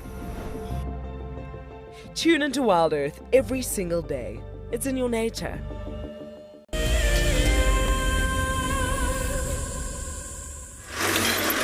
So folks, we literally just had these dogs bolting off behind something here. As you can see, there's quite a bit of action happening in front of us. I don't know if Morgan would be able to catch all of this. These dogs are just missioning through in speed in front of us. I also don't know if we're going to be able to keep up with them as they move fast. The ears are just going so quick, flashing through those thickets as they go through. You can see the ears every now and again above the three-thorn thickets just in front there, missioning through. And it looks like they're cornering a warthog in a hole. Possibly a warthog in a hole. You see the dust lifting up from that spot there. It's a bit of a difficult spot there. Check it out. How the dust coming off from that position. Crazy. Look at the amount of dust that they just pushed this warthog into this particular position. Crazy. Just dust everywhere we're looking. So awesome. See how that scent, as they came through just before the previous little slight rise of a hill, they picked up on the scent there of this warthog, and that was a few meters up to about 200 to 300 meters away, they actually started picking up on that scent, actually. Now, this warthog might actually make a rookie mistake and just shoot out of the hole again, and they will start running after it straight away. But you can see these dogs are trying to relocate on something else here as well, as there's possibly a bit more scent of another animal or individual. Let's pull a bit forward, see if we can see what's happening here.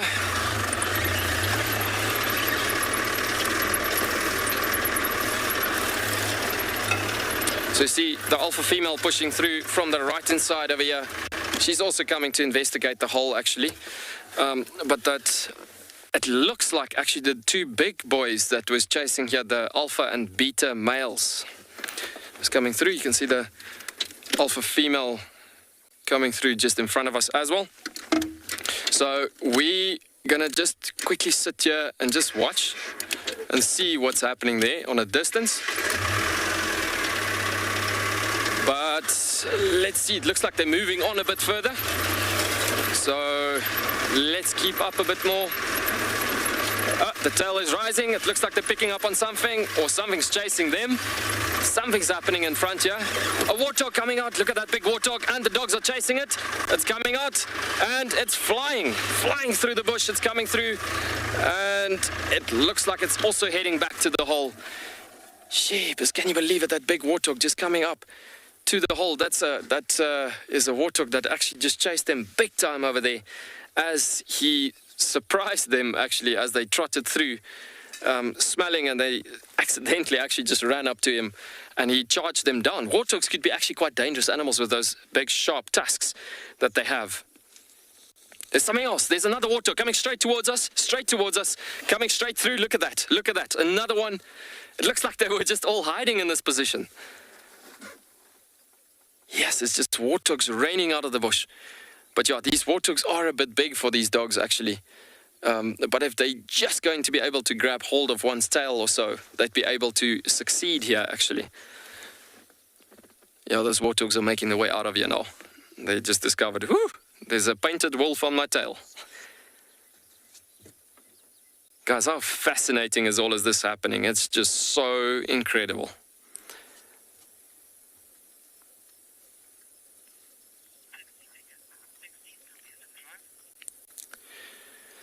So special.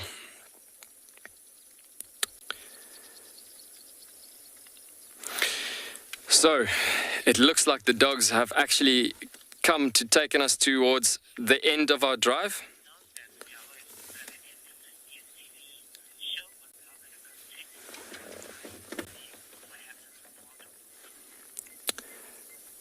So, folks, as I was saying, basically with this pack of dogs coming through here, it looks like they are heading back into nighttime now, thinking about what possibly needs to be happening. So, thinking about Wild Earth linking with DSTV just creates so much more possibilities, actually, in this formation coming through in this environment. So, being able to stick with these animals, you can see these dogs are still moving.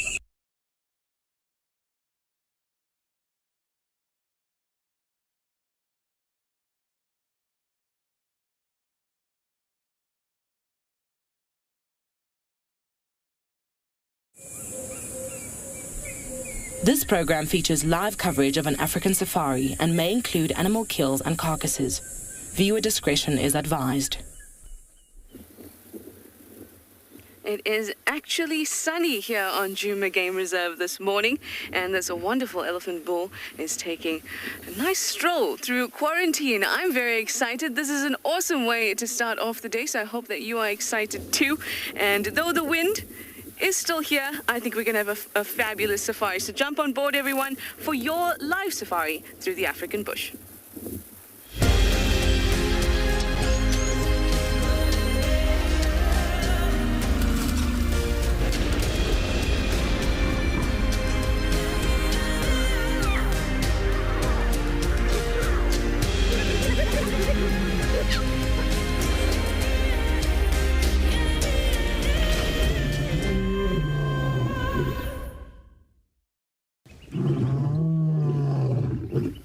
Good morning, everyone. Welcome aboard. Like I said, my name is Trishal, and I've got